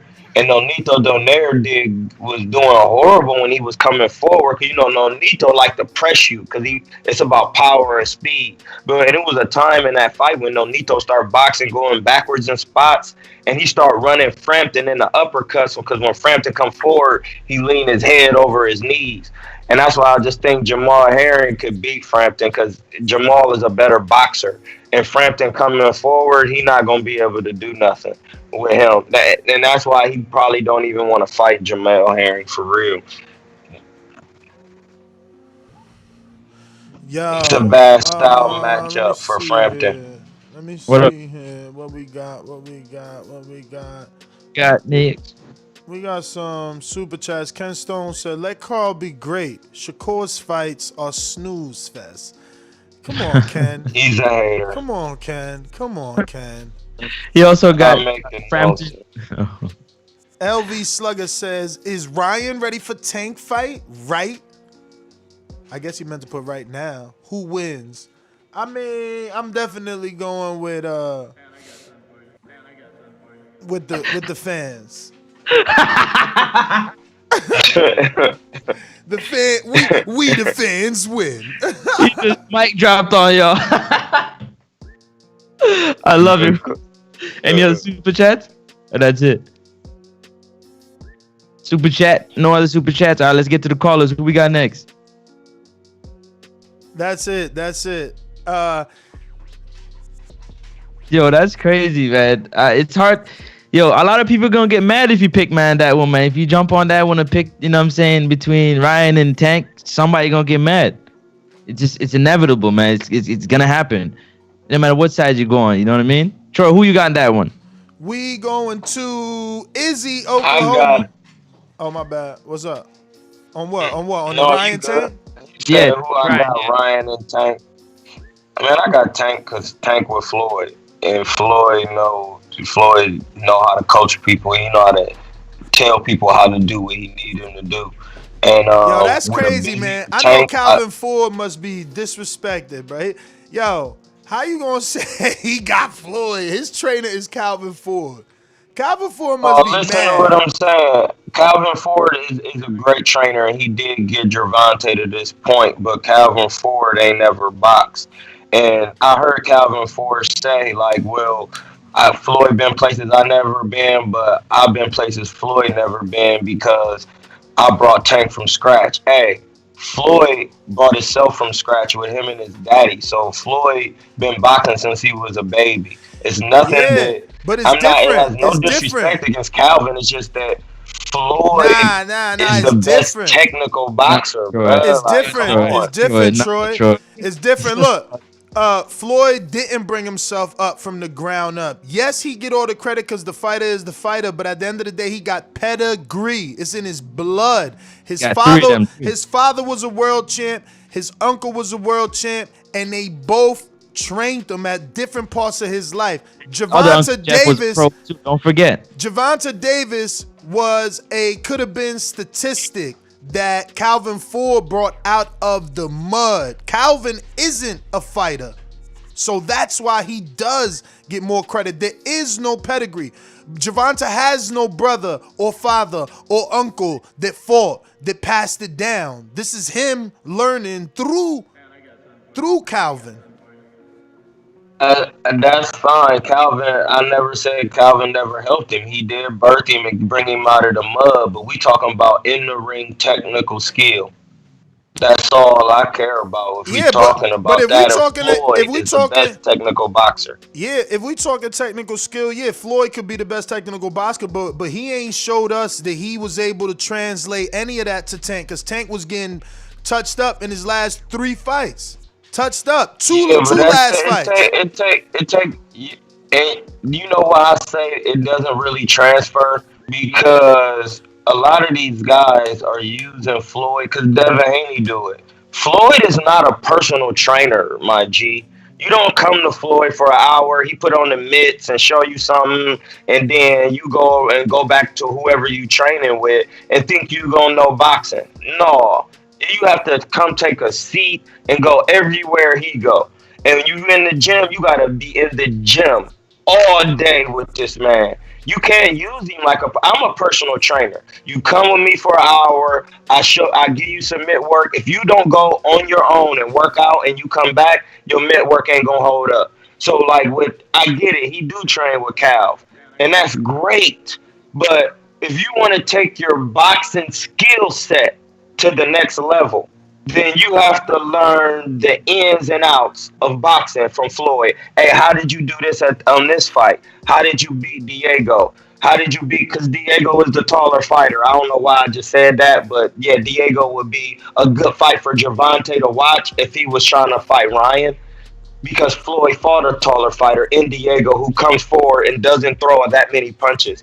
Because Diego didn't throw that many punches against Floyd. He would just walk in, throwing one shot at a time, like Ryan Garcia already does. So Gervonta can learn, even though they're both right-handed, Gervonta can learn from that. And Calvin can show him and talk to him, but Floyd can give him direct first-person knowledge. Like that's what makes a fighter better. I know I was there. I've been there, and that's what made me better. First person knowledge, bro. That's all I'm saying. That's what helps the fighter technically in the ring. First person knowledge, because that's things that Calvin not gonna be able to teach him. Hey Floyd, when you got hit by Maidana, when you tried to pull counter in that second or third round, and he cracked you with that right hand. See? And I know you was hurt because you walked back to the corner like that. You see that, Francis? You see that? That's exactly why I fucking spar, because these dudes that had fights try to diminish you if you ain't in the ring. Like now, Calvin. I respect that. Now, Calvin. I respect that. I agree with you 100. Why you think I'm jumping in there, man? Now Calvin. Calvin can't take him to a certain level. No, listen. I'm just fucking arguing with you for show's sake, because honestly, they all know I love and want Floyd to be a trainer. I think he got everything to give, man, and you know, I think the passing of Roger has sparked the trainer in him, you know, based off his social media Most posts, definitely. you know, based off his social media posts, based off the fact that he's not just out here trying to train big names or help big names. He helping nephews, little kid. It don't even matter. So you know, I want Floyd to remain always a part of the sport, not just for exhibitions. You know, this is a way to keep building the sport. Any fighter that he's attached to is gonna get a certain level of publicity. So I'm just fucking going back and forth with you. For show's sake, we got callers though. We got callers. Let me get out to this. What happened? Oh, ringer first. Oh, sorry. I thought you were going to Izzy. My bad. Go ahead. Yeah, Izzy never. Sometimes he be listening, man. He working out over there. We going to a ringer though.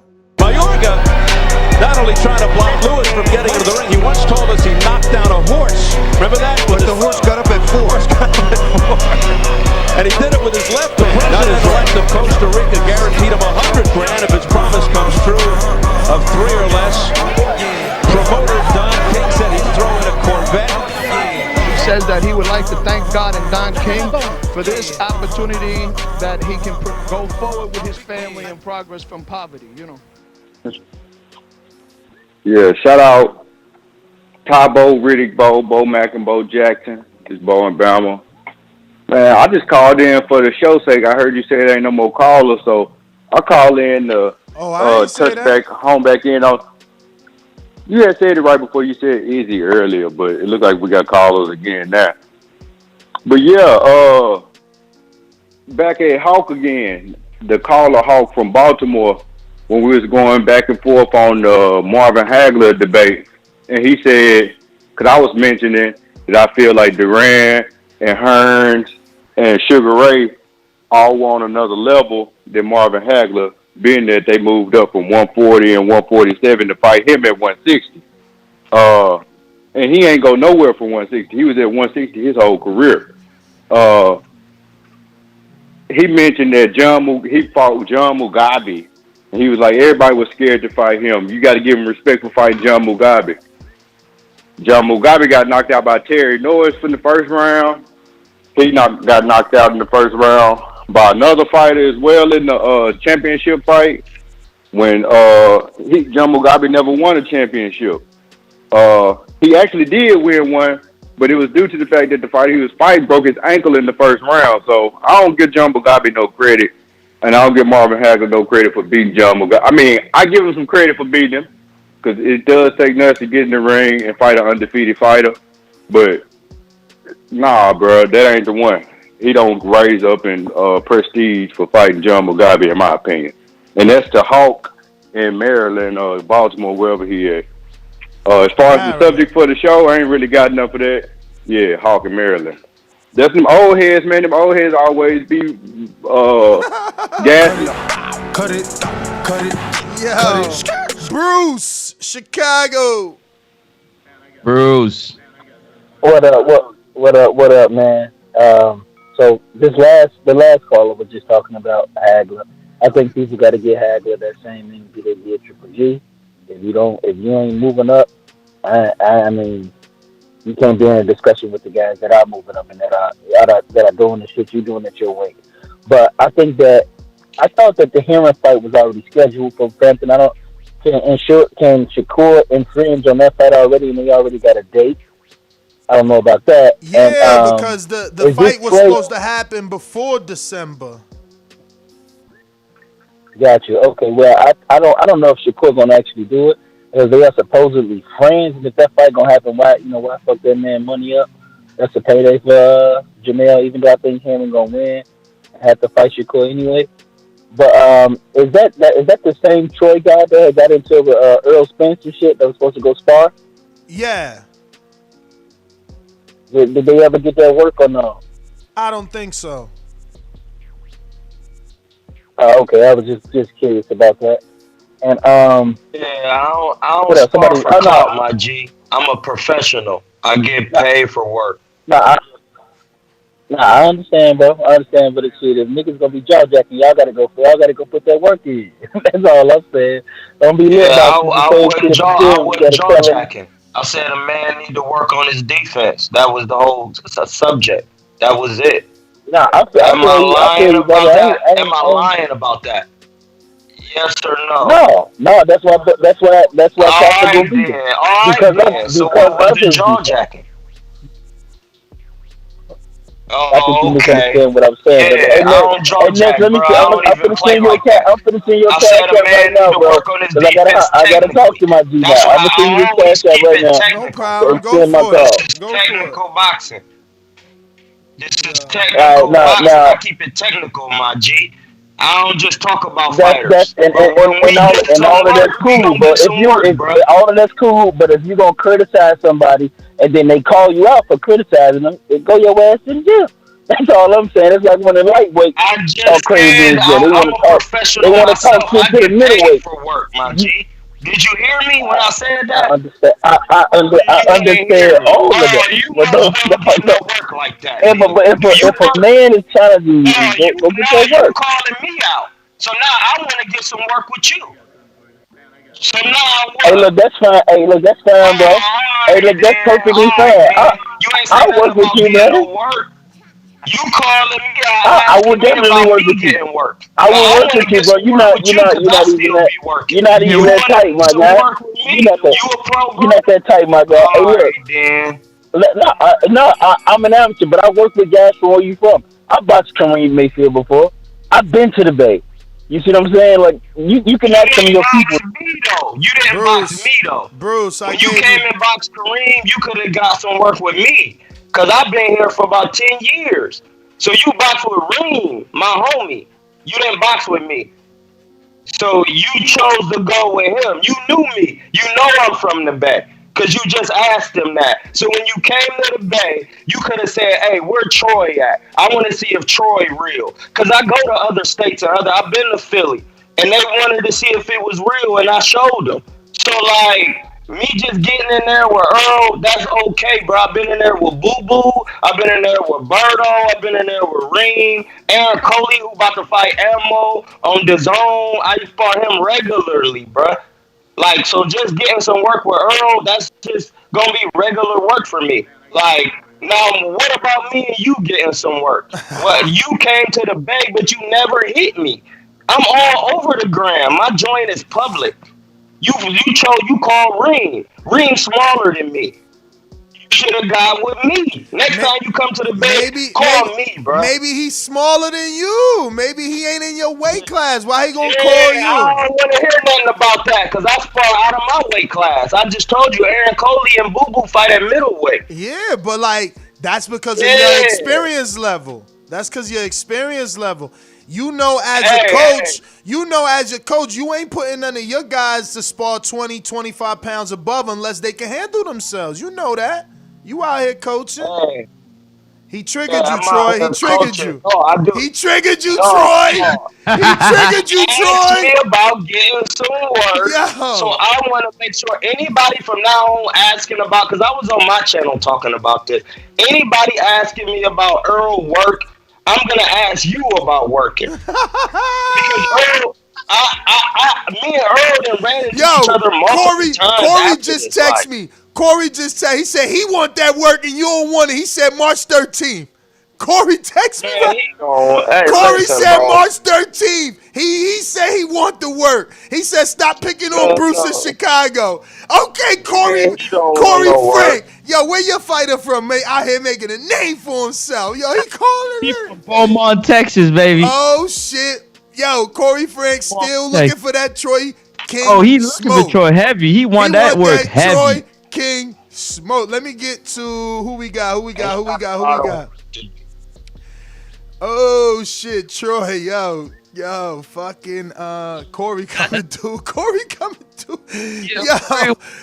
want that smoke bad. I'm telling you, man. Yo, Coach, no, JT, talk to us. So interesting that you come across like a nice guy, but you're really a piece of shit. Hey, with that comment. Come on. That was a piece of fuck you. That was a piece of shit. You know, we're doing live TV. Man, I don't care. What you gonna do about it? I'll tell you this, mother. Why do you have to talk like that? Well, I'm talking to you the way I want to talk to you. You have a problem? Turn off your station. I'm the best ever. So Troy, since you asking, I guess I'm gonna have to be getting that work too.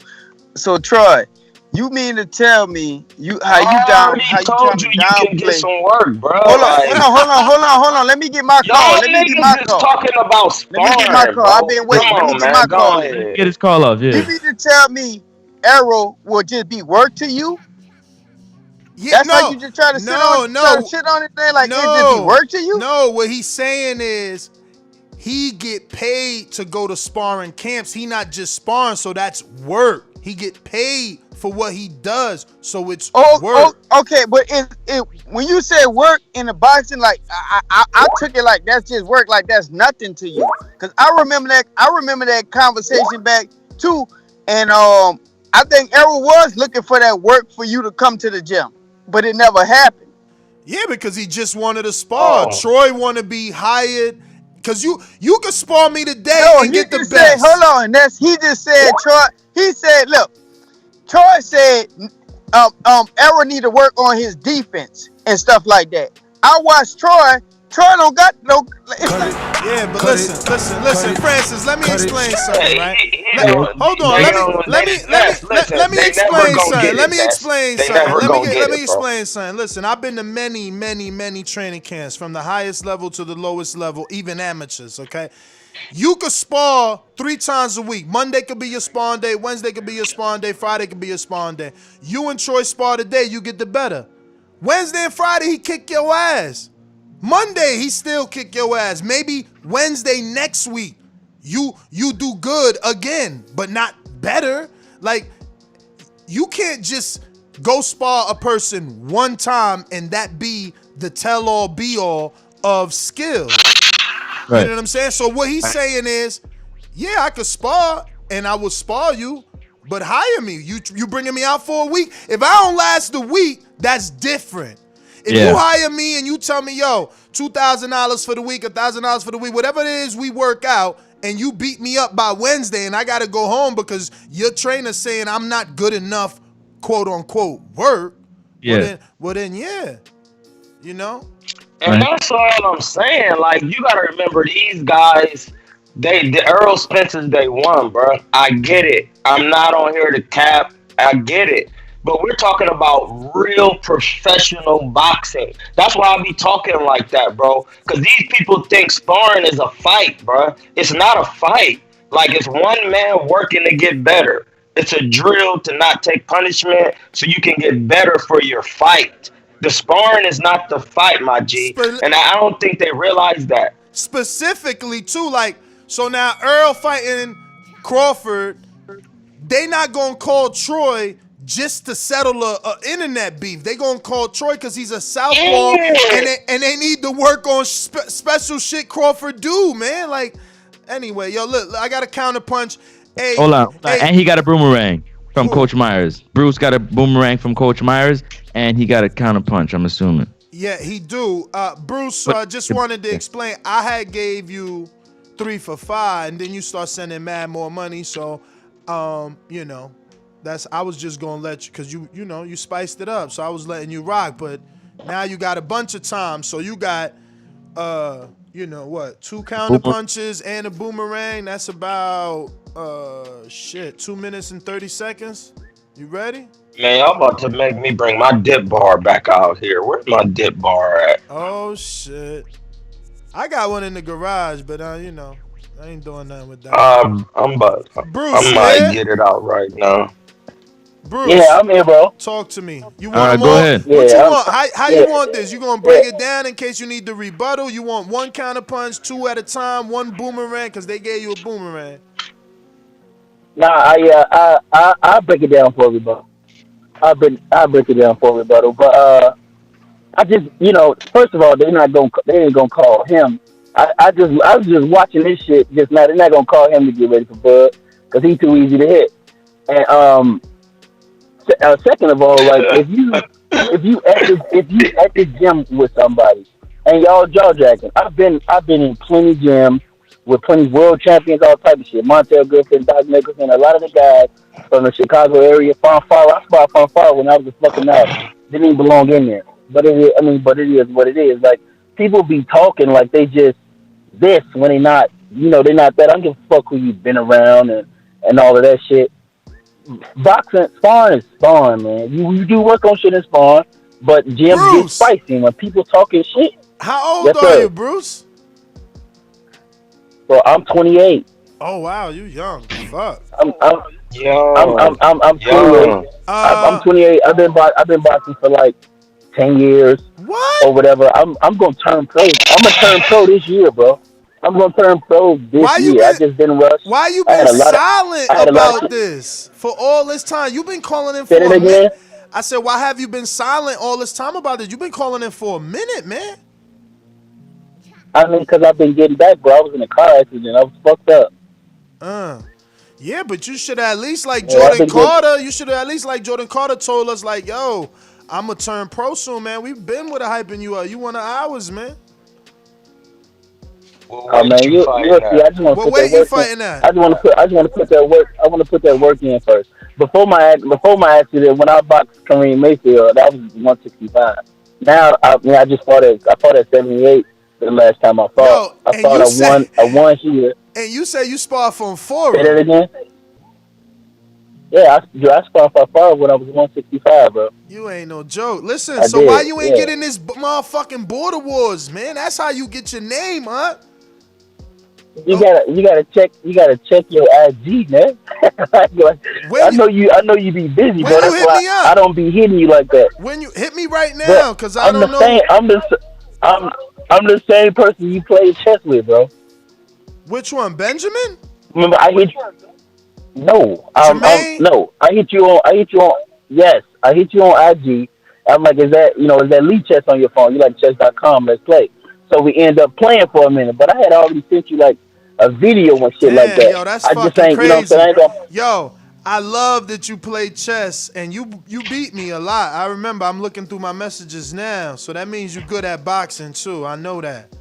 So, how many amateur fights? I could box a little bit.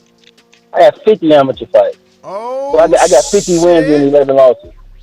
So this is you right here. Oh my God, 60, I never know. I got 61. I never noticed this shit. Damn, who do I got? Yo, what up? What up? I got a fight for you now. You gonna be the favorite because of your amateur fights, but I know they'll take it because of his trainer. Hector Munoz looking for a fight for one of his 175-pound fighters. So, March the 13th, we got to see. March the 13th. We got to see because they rescheduled. Yeah, they rescheduled the Nationals for March the 25th to April the 3rd. Oh, so you going to that's the Nationals? How I'm, trying to get myself back active. Yeah, it was scheduled for December, but they changed it. So have you won any Nationals? No, I didn't. No, I didn't win the Nationals. I lost at the National Golden Gloves, and I lost at the Pound tournament against this Daniel Valdivia from California. Actually. Oh yeah, I know Daniel. Damn, Daniel, ain't Daniel almost retired at this moment? I know he just did something with his girl. I seen on IG. He was on a contender. He was on a new contender. His pro career didn't.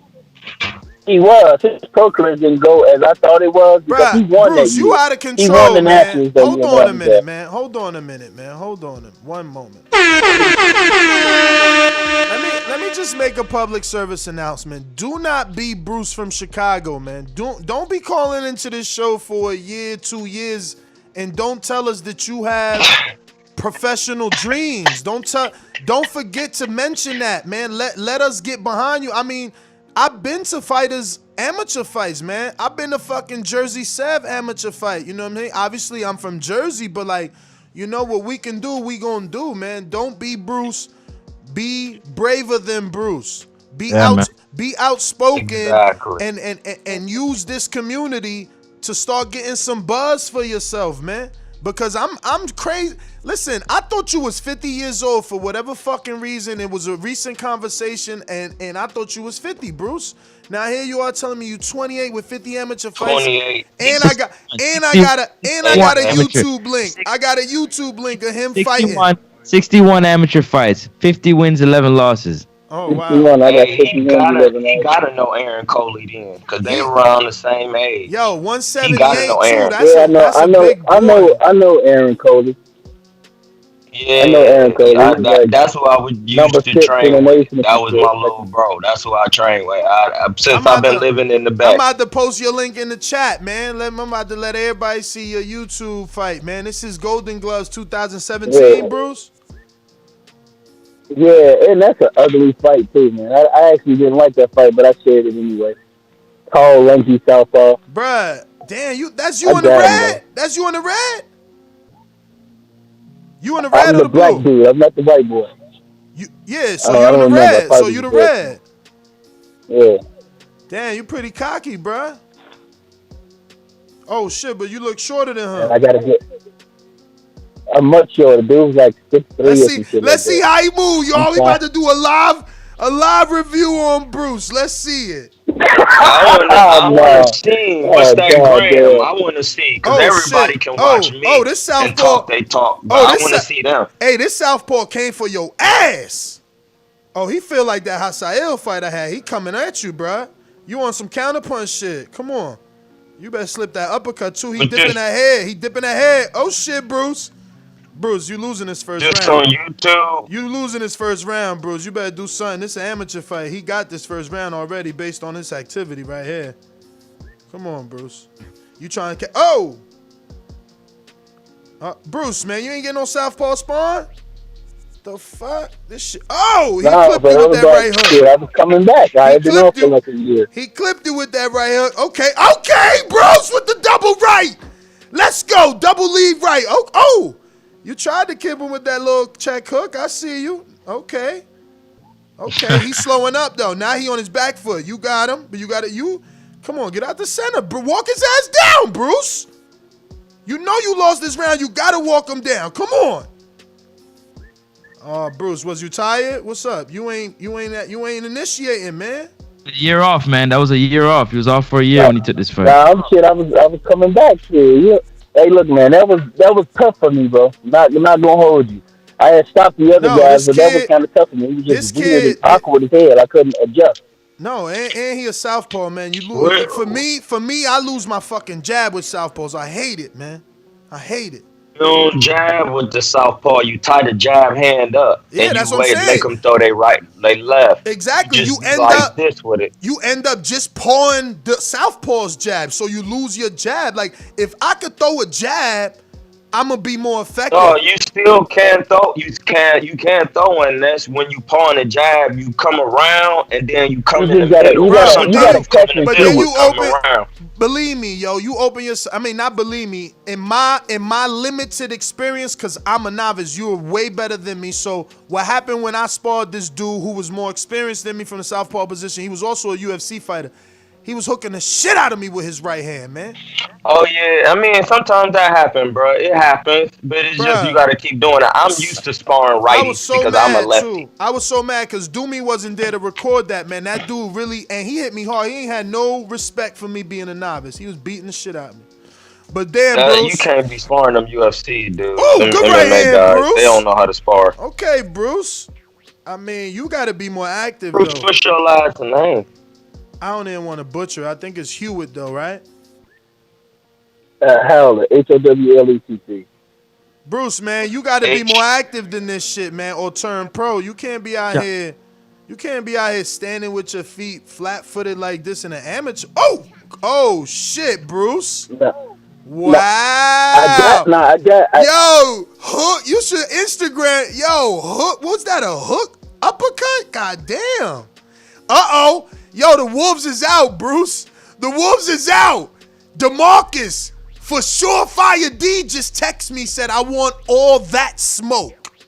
I want all that smoke. Hey, look.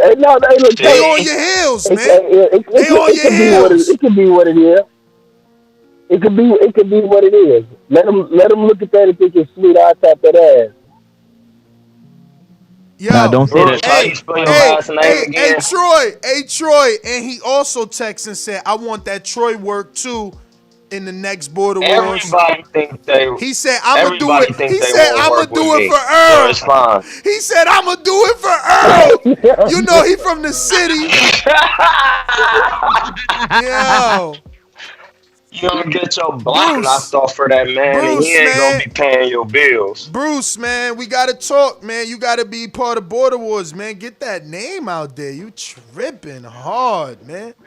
You look alright too, man. I just don't like that flat-footed shit, man. That dude, that white boy was coming with that Mexican style. And Southpaw, he was like, ha, ha, ha, ha. Yo, and that's one of the hardest things for Look me. in the I ain't chat, gonna you front. see the link, man. Look in the chat, Troy. You see the link. What?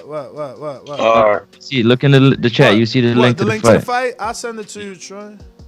Yo, Coach Myers with Send it to my phone. Send it to my phone. I am.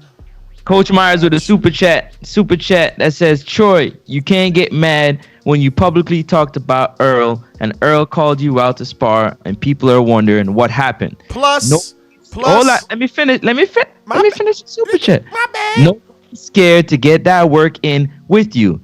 You taking Corey March 13th or nah? Oh, or nah. He got to train a fighter. Your fighter turning pro, right? Troy, that's for you. Do they know I was an actual professional boxer? Do they know that? Or is it like they thought I did tough mans or something? Like, what's going on? I'm confused on what's going on. Tough mans. I never did Border Wars, bro. I got work. It's on YouTube without the headgear, bro. My headgear was off. My shirt was off. I actually put people all the way to sleep in the ring. Like, I never did no amateur/pro. Like, every time I fought in competition, even when I did MMA, it was without no headgear, dog. Like, I don't even wear headgear. I had 10 amateurs. I wanted to get real pro work because I know once you took the headgear off and I touched your chin, you was going to be hurt. I knew that. So I wanted to take the headgear off immediately. So I don't know why people act like they think I'm scared to spar somebody when I have sparring on the internet, YouTube. While I was fighting against Prentice Brewer, Demetrius Andre, mad different people, like Kareem, and then like for everybody on there saying like, man, he's easy to hit. If you go to somebody who boxed me before and say that, they gonna say you can't know what you talking. You have no idea what you talking about, and you could have never boxed Troy. Because everybody knows that's my best asset. Like, I don't be getting hit like that. That's how I know they don't know professional boxing. Because they think they gonna get in a fight and do how Floyd be doing, but they don't know Floyd be getting cracked. Hey, Troy, I got you. You don't know shit about boxing. Yeah, let me get to another super chat here. Davidian Simmons says, Ness Heyman said, what? Laughing emoji. Ghostface, funny as hell.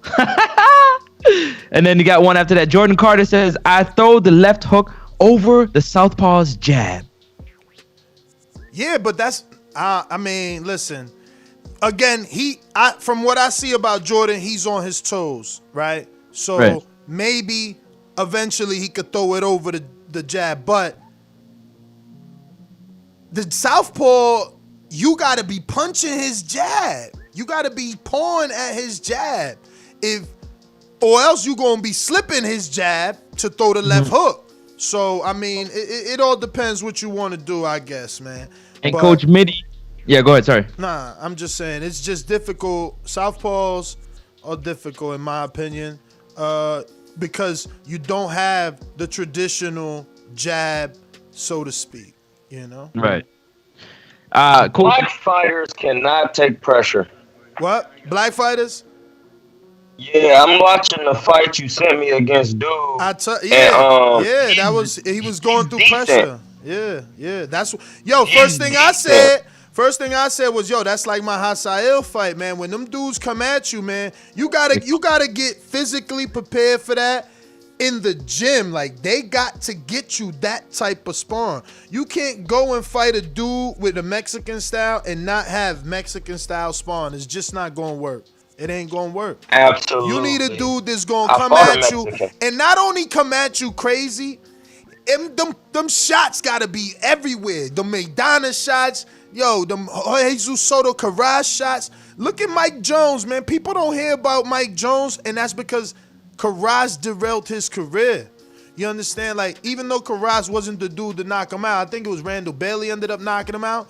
But he lost so much in them 2 fights with Jesus Soto Karaj, and that's simply because he hurt him and then blew his load and couldn't get him out of there. And that Mexican came back to beat the hell out of his ass for mega rounds. Mega rounds. So, 2 times at that. But Mike Jones was a heavyweight. A welterweight that should have got an opportunity. He was with Top Rank at the time. He was mentioned with Pacquiao, all in the news to get a Pacquiao fight. It was this fucking like 6'1", 6'2" Philadelphian welterweight. He was huge. Like, he should have been everything. And then Top Rank put him in the fucking fight with Karras. And in the second or the first round, he hurt Karras and blew his low and had to fight 12 rounds with nothing in the tank, taking punches all night. It's crazy, man. Mexican style is no fucking joke. Look at Berto. Everybody like to talk shit about Robert Guerrero today, but Robert Guerrero yesterday beat the motherfucking brakes off of Andre Berto. He turned him into a raccoon. My man's face was oh my God, those 2 eyes, that's legendary. Those pictures, you Google Andre Berto. Hey, bro, come on. I can't speak on that. Andre is my man, bro. I like Andre too, but that is Robert Guerrero's best fight ever. That's his greatest win.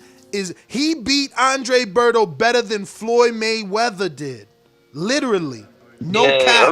But Berto technically doesn't have any inside work. I spar Berto. He don't have inside work for real. He stand too tall on the inside. Shit, he don't have no inside work. When he fought Sean Porter, I knew it was a wrap. He got that uppercut. He might not land it on everybody, but whenever he turn and get that right uppercut off on the inside, he will put your ass out or to sleep. Hey fellas, I gotta interrupt you real quick. I gotta interrupt y'all real quick. Midi got a super chat, and then we got a counter punch from J Mac. It says Midi's super chat is, it's fighters like Bruce you got to worry about, not the ones with loud mouths. Shots fired at who? Counter punch from J Mac. Yo, can y'all hear me? Yes, sir. Loud and clear. Hey, Troy, look. Don't take it like, man, these man clowns, they talk about us Bud fans, but these delusional suckers been running around here talking some crazy shit. I remember when you used to be on Spence Head, and all you doing was critiquing them, giving them some advice, but they so goddamn sensitive, they can't take no type of criticism coming from the EJ fan. They just man clowns, man. Take it like you got dudes in the chat running him out, talking about Ness holding your hand and shit. You might have to show up to one of these Border Wars events and see who go keep that same energy. That's my call. Bro, listen. I already have been done. Listen, proving anything to a man is done for me. They can literally just go on YouTube and see me. Like, I've been in the Floyd gym. I asked for doghouse work. Asked Jay Leon.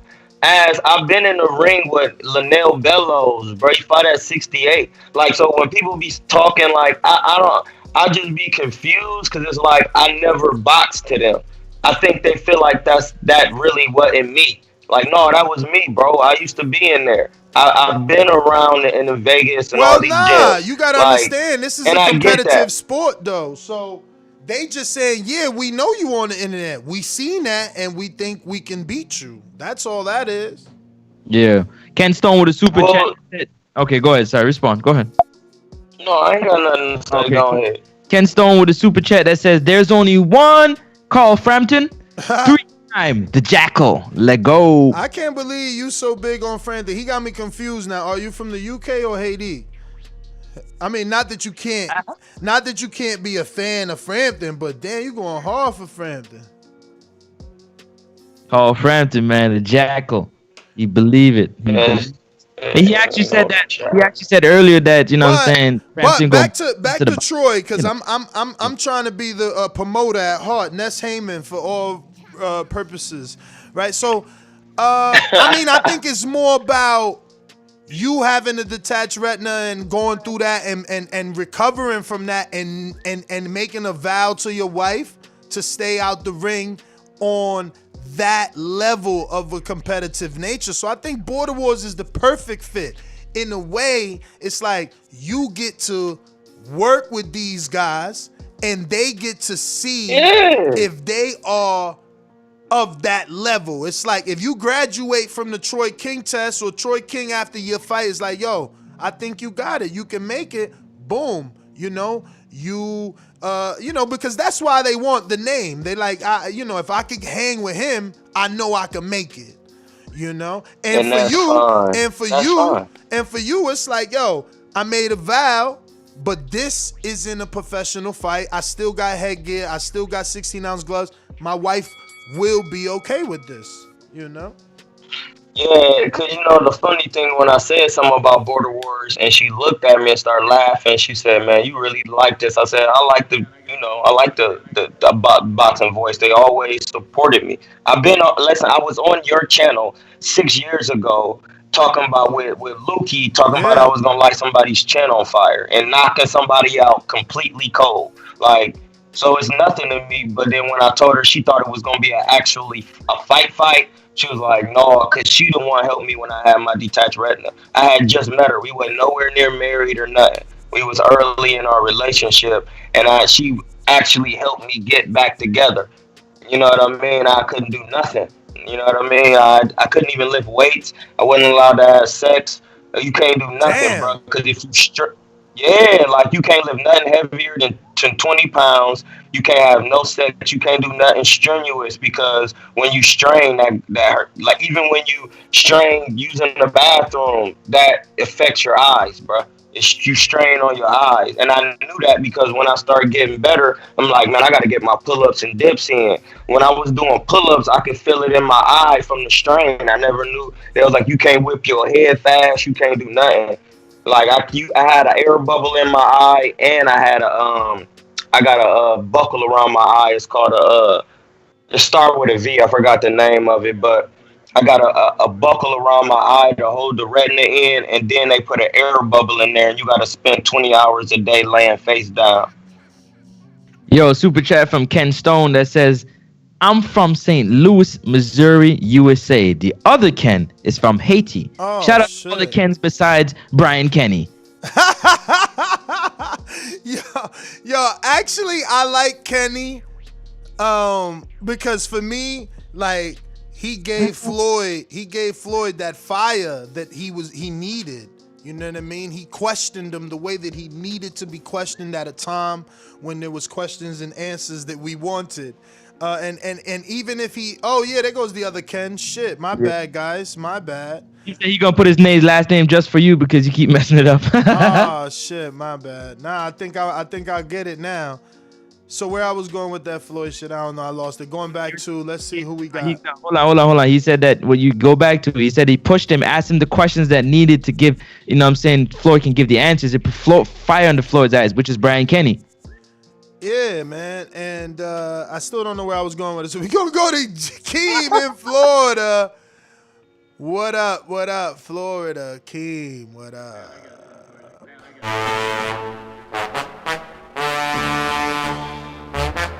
There's nothing in the sponge for Izzy. He ain't got nothing in there. Where the team at?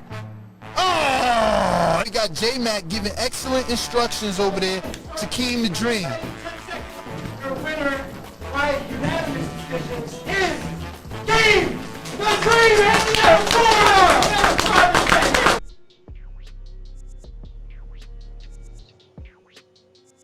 Keem.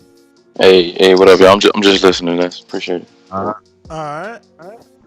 Yo, I hope I sent Bill the link. He said send me. Oh, I did send him the link. All right. He ain't jump on yet. You know, hey, Bill. Rock, you jump on the man. Huh? Damn, he want the link. I got to go to the gym in a little bit. Let me see here who we got next. King Born here. And call him. Born here. King Born here. When you see old dirty bastard form a position like that, then you know that I'm getting ready to bust your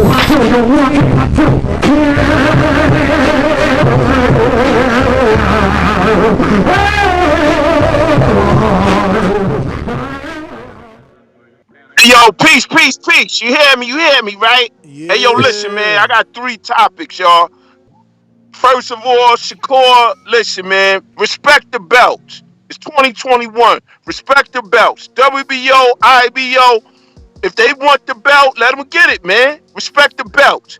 Let me get to Pacquiao. Yo, Pacquiao, man. You gonna fight Conor. That's why Bud and Errol got to do their own thing, man. Yo, don't be waiting on Pacquiao. Don't wait on the old man. Don't wait on the man putting that just for men shit in his bed. You heard? Let's get it on. Like I said, man, salmon and spinach style. Hey, yo, Francis, Frank Bruno. You know how we did that night. It was all love. And like I said, I'm in New Mexico. I got to go to Maine. It's on. Peace. King Born, man, be safe out there on the road, man. Be safe out there. Shout out to King Born. Coach Rivera, you talking? Coach, talk to us. Coach Rivera. All right, LV Slugger. Yeah, Jordan sending me Spawn, man. He got Tank, man. He got Tank. Yo, that is something I need to. You gotta have a Tank for that type of a fight. No, LV, what up? We don't hear you, champ. Where you at? What up? No, What's goody? I'm just waiting till you guys. What up? What up, brother? You the champ. Yeah, man. Hopefully Shakur, man, can get that title shot. You know what I'm saying? But when this fight already set, they just rescheduled. When they already posted the fight, or just the first time they did actually confirm it. Or Herring had just been calling Frampton out. This the first time they just actually put the date in for that Herring-Frampton fight. Yeah, like it's official according to BT Sports and stuff like that. Okay. Well, hopefully Shakur get his Mando position. You know what I'm saying? You know what I'm saying? He get that fight, and I got Herring beating Frampton. But I think, man, you know, with Herring being in the Bud camp, and you know Shakur messing with them like he do, I'm not sure. I believe Herring might move up. You know what I'm saying?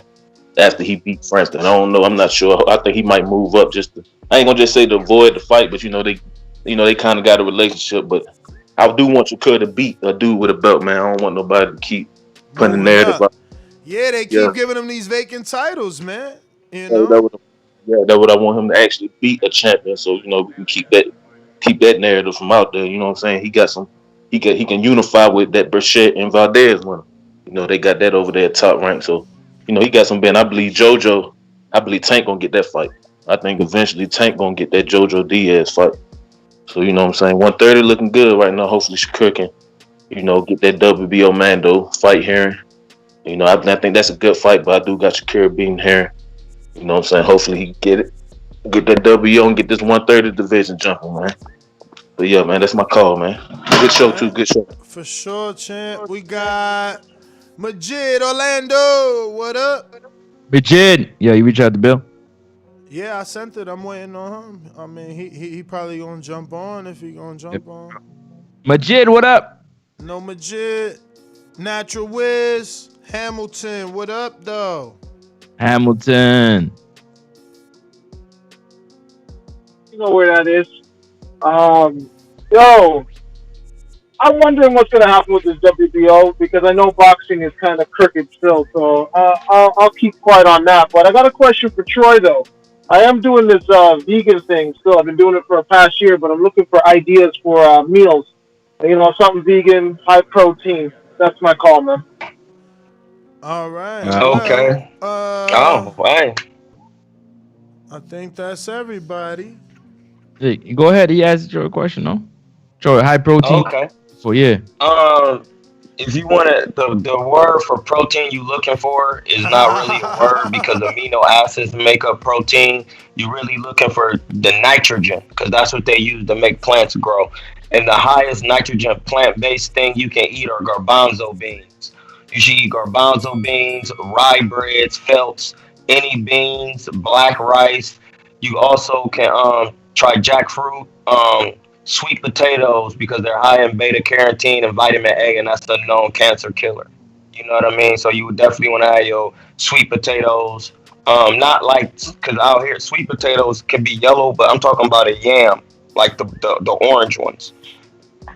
And then you want to make sure, like I said, get those garbanzos. And if you want to kick your protein up, you do the in a shake or something. You can get the brown rice protein powder or the hemp seed protein. I put that in my oatmeal every morning when I eat my oatmeal. So I put 3 tablespoons of hemp seeds in there, hemp seed hearts. That's 10 grams of protein plus the oatmeal already got, I think, like 6 grams a cup or something like that. So that's 16 grams of protein on the vegan diet right there. That's how I break my fast with protein or nitrogen. So my body can absorb that immediately. And then it'll burn off throughout the day. And that's how I sustain myself. But that's around like 10 o'clock, though. I'm eating water and drinking and eating fruit and all the way up to about 10. Then I have, because my body type, I think my dude was telling me I'm a mesomorph or something like that. And so I'm lean. Naturally, I burn carbs very fast. Some people who more like, I got wide shoulders, small waist. Like some people just one shape all the way down. They got an ectomorph build or however my dude the terminology. But due to your body type, you have to eat in a vegan construct, but due to your body type. So I can eat carbs and everything all throughout the day. I burn quick. My metabolism fast at 40 years old. So even in that, I'm regular. But certain people who short and stocky, who gain weight in their hips and in their mid and their solar plexus, then they gotta have carbs earlier in the day. So that's what I'm saying. For me, it's just I have my hemp seeds, my brown rice proteins, I have my garbanzos, my beans, and my rices. You know what I mean? My breads. That's how I get my protein. So that's what you want to do when you're vegan. LV with a super chat. LV with a super chat that says, bigger fight for Tank, unification with JoJo or Gary Russell Jr.? Ooh. I mean, belts to be undisputed goes down in the history books. So I would say go get JoJo first and then give Gary Russell a payday like Floyd did Berto. I got bars. I'm sorry. I got bars. Adrian. Hold on, you didn't answer the question, Nas. Bigger fight for Tank, unification with JoJo or Gary Russell Jr.? Sorry. I'm just distracted. Okay, I know you working. That's why I got you. JoJo. I think JoJo right now. If you're talking about like accolades, because he got a belt, you know what I mean? Like. And Nas, you agree? What's the question? I'm sorry. Bigger fight for Tank, unification with JoJo or Gary Russell Jr.? Oh, fuck, man. That's what I said. I mean, the business of boxing tells us that Tank fighting a Mexican is the bigger fight, but I want the Gary. I think Gary is bigger for me and my audience, my friends. I think we would be more excited with Gary. But the JoJo fight it's not a bad fight at all. Like that, if you tell me JoJo, then I'm like, okay, ain't nothing wrong with JoJo. I would prefer Gary because of the animosity and buildup of that whole press conference and everything that's gonna be the lead up. That is why I want Gary. Like Gary's gonna talk that shit. I want him to talk. Yeah, definitely. You got anything to piggyback off of that, Troy? No. That's how I was going with it. I want Gary to get to work because that's gonna be some real work, and he's been talking about the work.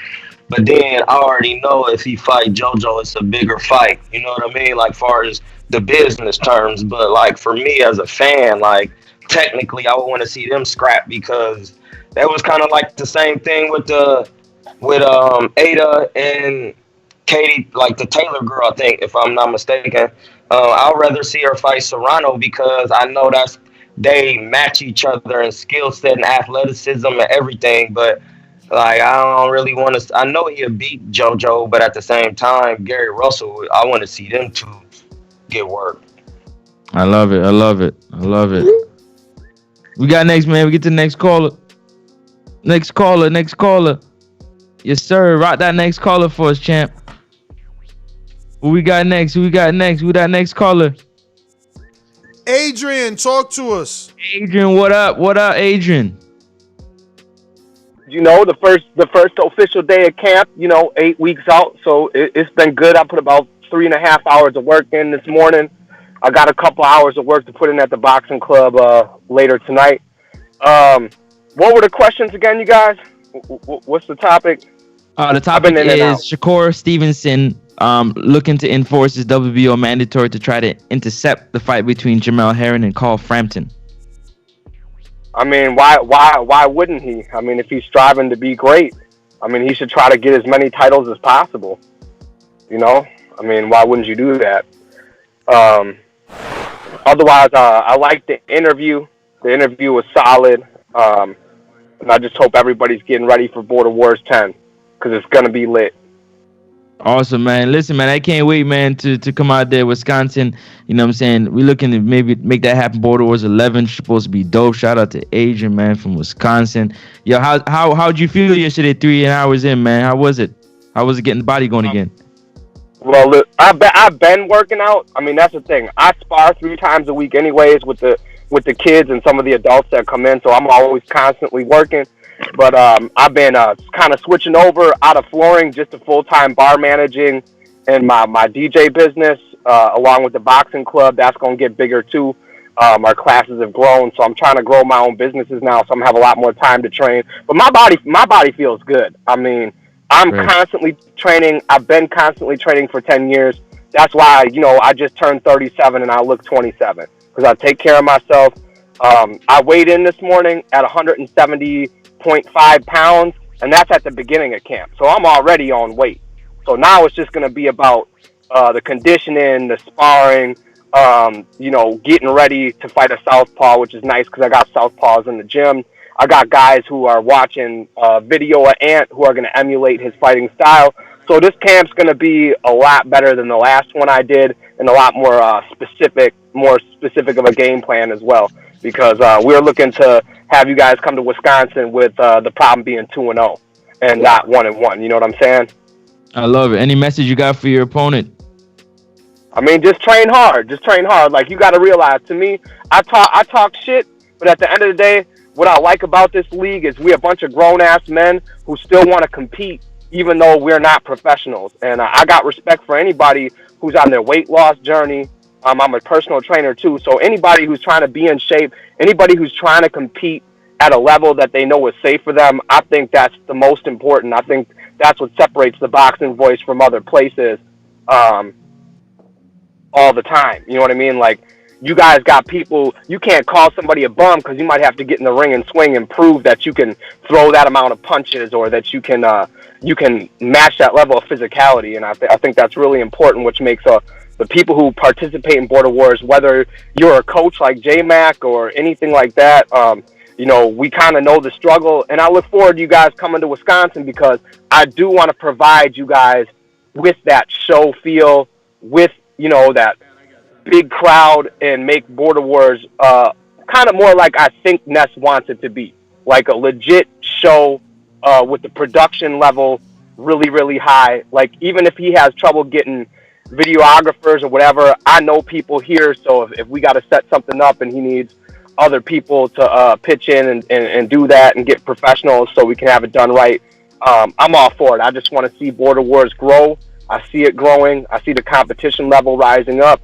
So, man, I'm excited about it, man, and I'm just excited to start camp and really put in those dog rounds and really push myself.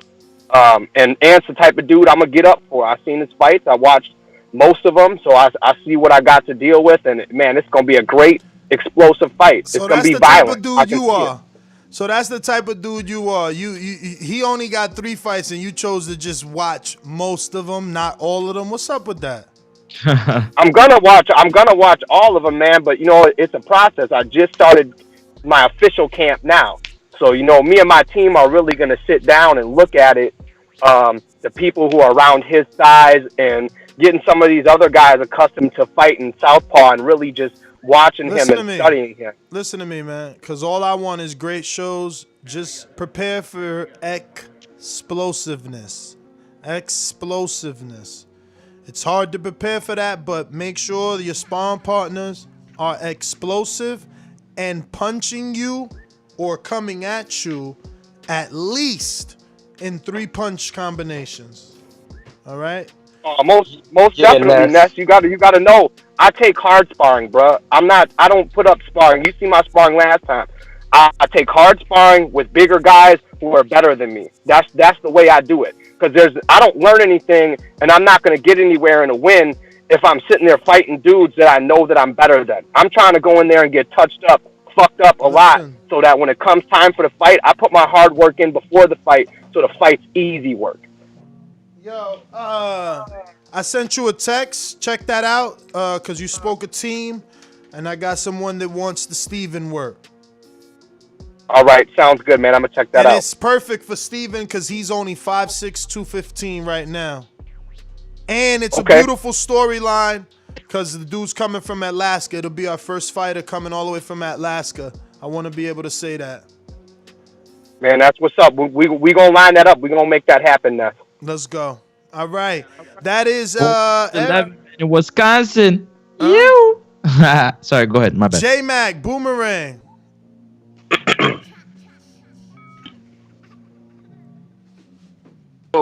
Yo, can you hear me? We do. Oh, hey, shout out to my brother. I saw some footage he put up on my nephews, and they spawned. I know my brother tactics. I know his IQ, so they're in some good hands. That's something that made me smile when I was watching and how my nephew's maturing in that ring. There will be some hard dudes to beat, whether they want to take it professional or not. And anybody you got, if you're still interested in that border wars, that's gonna be pretty. It's gonna be pretty exciting. But on to my Harrington call that I didn't break down since I'm such a Bud fan. I do have Harrington beating Frampton in a similar way Leo beat him in the second fight, being that Frampton damn near 6 foot and can jab and can move. I mean not Frampton. Herring is 6 foot and can jab and can move and keep a jab in his face and can box. Frampton gonna struggle with that. I mean, I don't think it's hard to beat him, especially at this point. Leo was a sucker for. I mean, Leo made a mistake by thinking he can value punch him and let the guy pick his shots. He won't be able to get that opportunity against Herring. For as Shakur, like I said, I still got him reigning supreme over all the top guys. I mean, all the young up and coming fighters. I think he got the right type of situation. I think he's getting cut it. That's everybody. Izzy in Oklahoma never went to you. My bad, champ. What up? What up? Hey, what up? Good morning, fellas. I've enjoyed Troy on the call. I haven't heard much of him, so I appreciate his take on things. I will say, going way back to earlier this conversation, that Calvin Ford is probably the most overlooked trainer in professional boxing, or at least the high level. I've been listening to shows and stuff, and it's always Floyd Mayweather trains Tank. It's like, no, he doesn't. Calvin Ford does.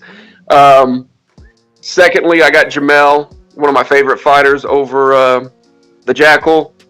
But I wish Shakur would let this fight happen, man, because Jamel had 2 COVID setbacks. He had a false positive once. He tested the next day. It was negative. And I just feel like Jamel's out there, man. He doesn't turn stuff down, so I just wish Shakur would do the friend thing. I guess they're friendly or whatever. Yeah, but Izzy, didn't he do the friend thing by already accepting step-aside money and making the contract for them to do it by December? They were supposed to fight in July, so he gave them hella more months. When they agreed to it, the fight was scheduled for July, and he still gave them till December. Well, I mean, you could view it. I think somebody's unmuted, but I think you could view it a couple ways. Is Fury supposed to be friendly with Wilder? I mean, everybody wants. Well, we want that Wilder Fury fight, but that doesn't mean we're gonna get it. Like, I just think that if they're really friends, but I think they are. Don't quote me on that, but I think they're friendly. I just think give Jamel this fight, and then you can still work. He just got to fight. He just fought in December too, Shakur. And somebody in the super chat said Shakur was boring, man. I completely disagree. Yeah, if you think Canelo's boring, cut it. Yo, I agree with it. 1,000,000%. 1,000,000%. Calvin Ford is one of the most overlooked trainers in boxing. Period. I mean, that's what I said, man. When we was talking with Troy, is like they giving Floyd more credit for the dude that brought him up. But greatness, talk to me. The Southpaw Killer.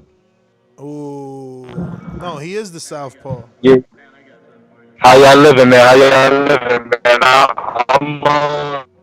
I'm on call right now. I'm just listening. Ness. I'm on my way to you. All right.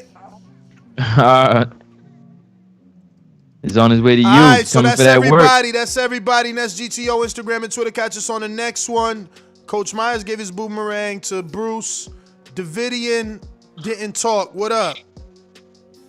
What's good? What's good, TVV? What's going on? I guess the Frampton Herring fight. I would actually love to see it, but I guess that's up to Shakur if he wants to intercept. I mean, because couldn't he just wait and then see who wins out of them two? Then they have to go see the young guy. I would like to see that fight. Jamel Herring, he sadly had to deal with COVID like twice, so hopefully he looks better than he did last time. Because if he don't, I think Frampton will beat him if he looked like his last fight. So, but it should be a good fight. I like both of them guys, the Marine and the Jackal. So that's my call. God bless y'all. Y'all have a good one. All right, same to you. Same to you. All right, That was brother. it. That is Hey, it. for the record, I never said that Calvin Ford wasn't training Gervonta, because he clearly don't train with Floyd. He just was there for the little time to brush up. But I really feel like, I'm not saying that Calvin Ford shouldn't be in his corner. I feel like when it comes to technicalities of boxing, he should take on more advice from Floyd too now, because he's going to a higher level of boxing.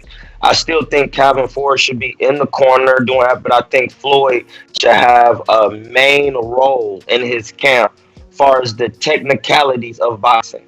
Like that's really it. And being the second man in the corner. Like, and if it's all about the fighter, it shouldn't be like all about Calvin Ford, because he already got Gervonta to Floyd. I feel like it's all about the fighter, and to get the fighter better, technically, I feel like Floyd could take him to another level. Because you remember, Floyd only fought Canelo one time, and you seen what that did for Canelo. Now, just to think, if you're actually in working pad work with Floyd, getting technical advice, that's all I'm saying. But I know Calvin Ford has to be the man to show enough humility to say, I want what's best for Gervonta, and let Floyd give him some of these innuendos, you know what I mean, for being in there with Canelo, Cotto, and all these guys. I know you agree with that, Ness, but I'm just saying for the people who keep doubling back saying, I know that Calvin Ford is his coach, but I feel like Floyd could take him to the next level technically for situation to situation in the boxing ring. Out of the ring, Calvin Ford is the man. That's his daddy. It's like Adrian Broner going from Kevin Cunningham to Mike Stafford. Like, they both like his dad. Like, it ain't nobody really tripping. I feel like Floyd needs to take on that role too. That's all. All right. That's everybody. We gotta cut out. I gotta hit that gym. That's GTO, Instagram, and Twitter. Catch us on the next one. Wait, did we not go to Keem? What the fuck? We did, but he wasn't there. Try him again. Keem. Or was he listening? All right. I think he listening, yeah. Peace. Yeah, man. Next up, Sports Talk, man. NEXUP, Sports Talk. Check me out. Also, be sure to smash that thumbs up button and subscribe button on the way out. We appreciate you very much. Catch you on the next one. Yo, real quick, man. Let me just give some reminders on these interviews, man, so y'all can put your questions in at a timely fashion. Today is the 13th. We will be having Bill Haney today at 2 p.m. Pacific Standard Time, 5 p.m. And that's the Gibbs East Coast time. And that's today. Okay? Then, let me see here. What else we got? We got tomorrow, Savannah Marshall, 168-pound division. Come on, let's make some noise. This is a possible Clarissa Shields opponent in the future super fight. You know, let's big up the sport from all aspects, not only men's boxing, women as well. This is actually a puncher, so you know, let's make it great. Let's tell a friend to tell a friend. Tomorrow, Savannah Marshall is gonna be here, and you can actually put a question in and ask her on Patreon and memberships. Post has been out for days. Chris Glover, Havoc Advisory CEO, I believe, or COO. We'll find out. I wanted to get him on. Obviously, you guys know we have a growing interest in putting on shows, and he has been doing his thing in Florida and getting the Andre Rozier Havoc Advisory MTK Global Fighters fights. They just locked in the Orlando Casino. So we want to dig his brain, man. We want to get all up in there, and that's on Friday. Then we got Monday morning, the 18th of January, Cassius Chaney, the heavyweight. He is from Connecticut and relocated to Miami to be with Herman Calcido and the Luis Ortiz. We got Jaime Robinson on Tuesday. And all these posts are out. Wednesday, nothing. Thursday, we got Martin Taka Solano, you know, and also Caleb Plant is a possibility. I don't really want to say when, because Caleb he changed his schedule, so he's in the gym 5 to 6 West Coast, which is fucking 8 and 9 for us. So we're trying to work it out. But then Friday, Brian Custer, the 22nd, we got on the 22nd. And if any of these guys are not there, like, and you can't put a question, that's when you got to be a community member and be like, yo, Ness, Brian Custer's post ain't up. Ak from Ak and Barat and Sirius XM and Dazn is scheduled to be on the show Monday from the Sweet Scientists. Want to get them on. These guys are destroying it in terms of, you know, doing fantastic interviews with the key players in the game. So got to pick their brain. I mean, they fucking rubbing elbows with Canelo and Eddie, Joshua, Bud, Charlo, like nothing. You know, they cross all boundaries. No networks hold them back. And I think that's it for now. Still filling schedules, still getting dates. You know, Xander Zayas, we got him scheduled for Friday, the 29th of January. So yeah, man, tune in. Tons of interviews coming out. Catch us on the next one. Peace.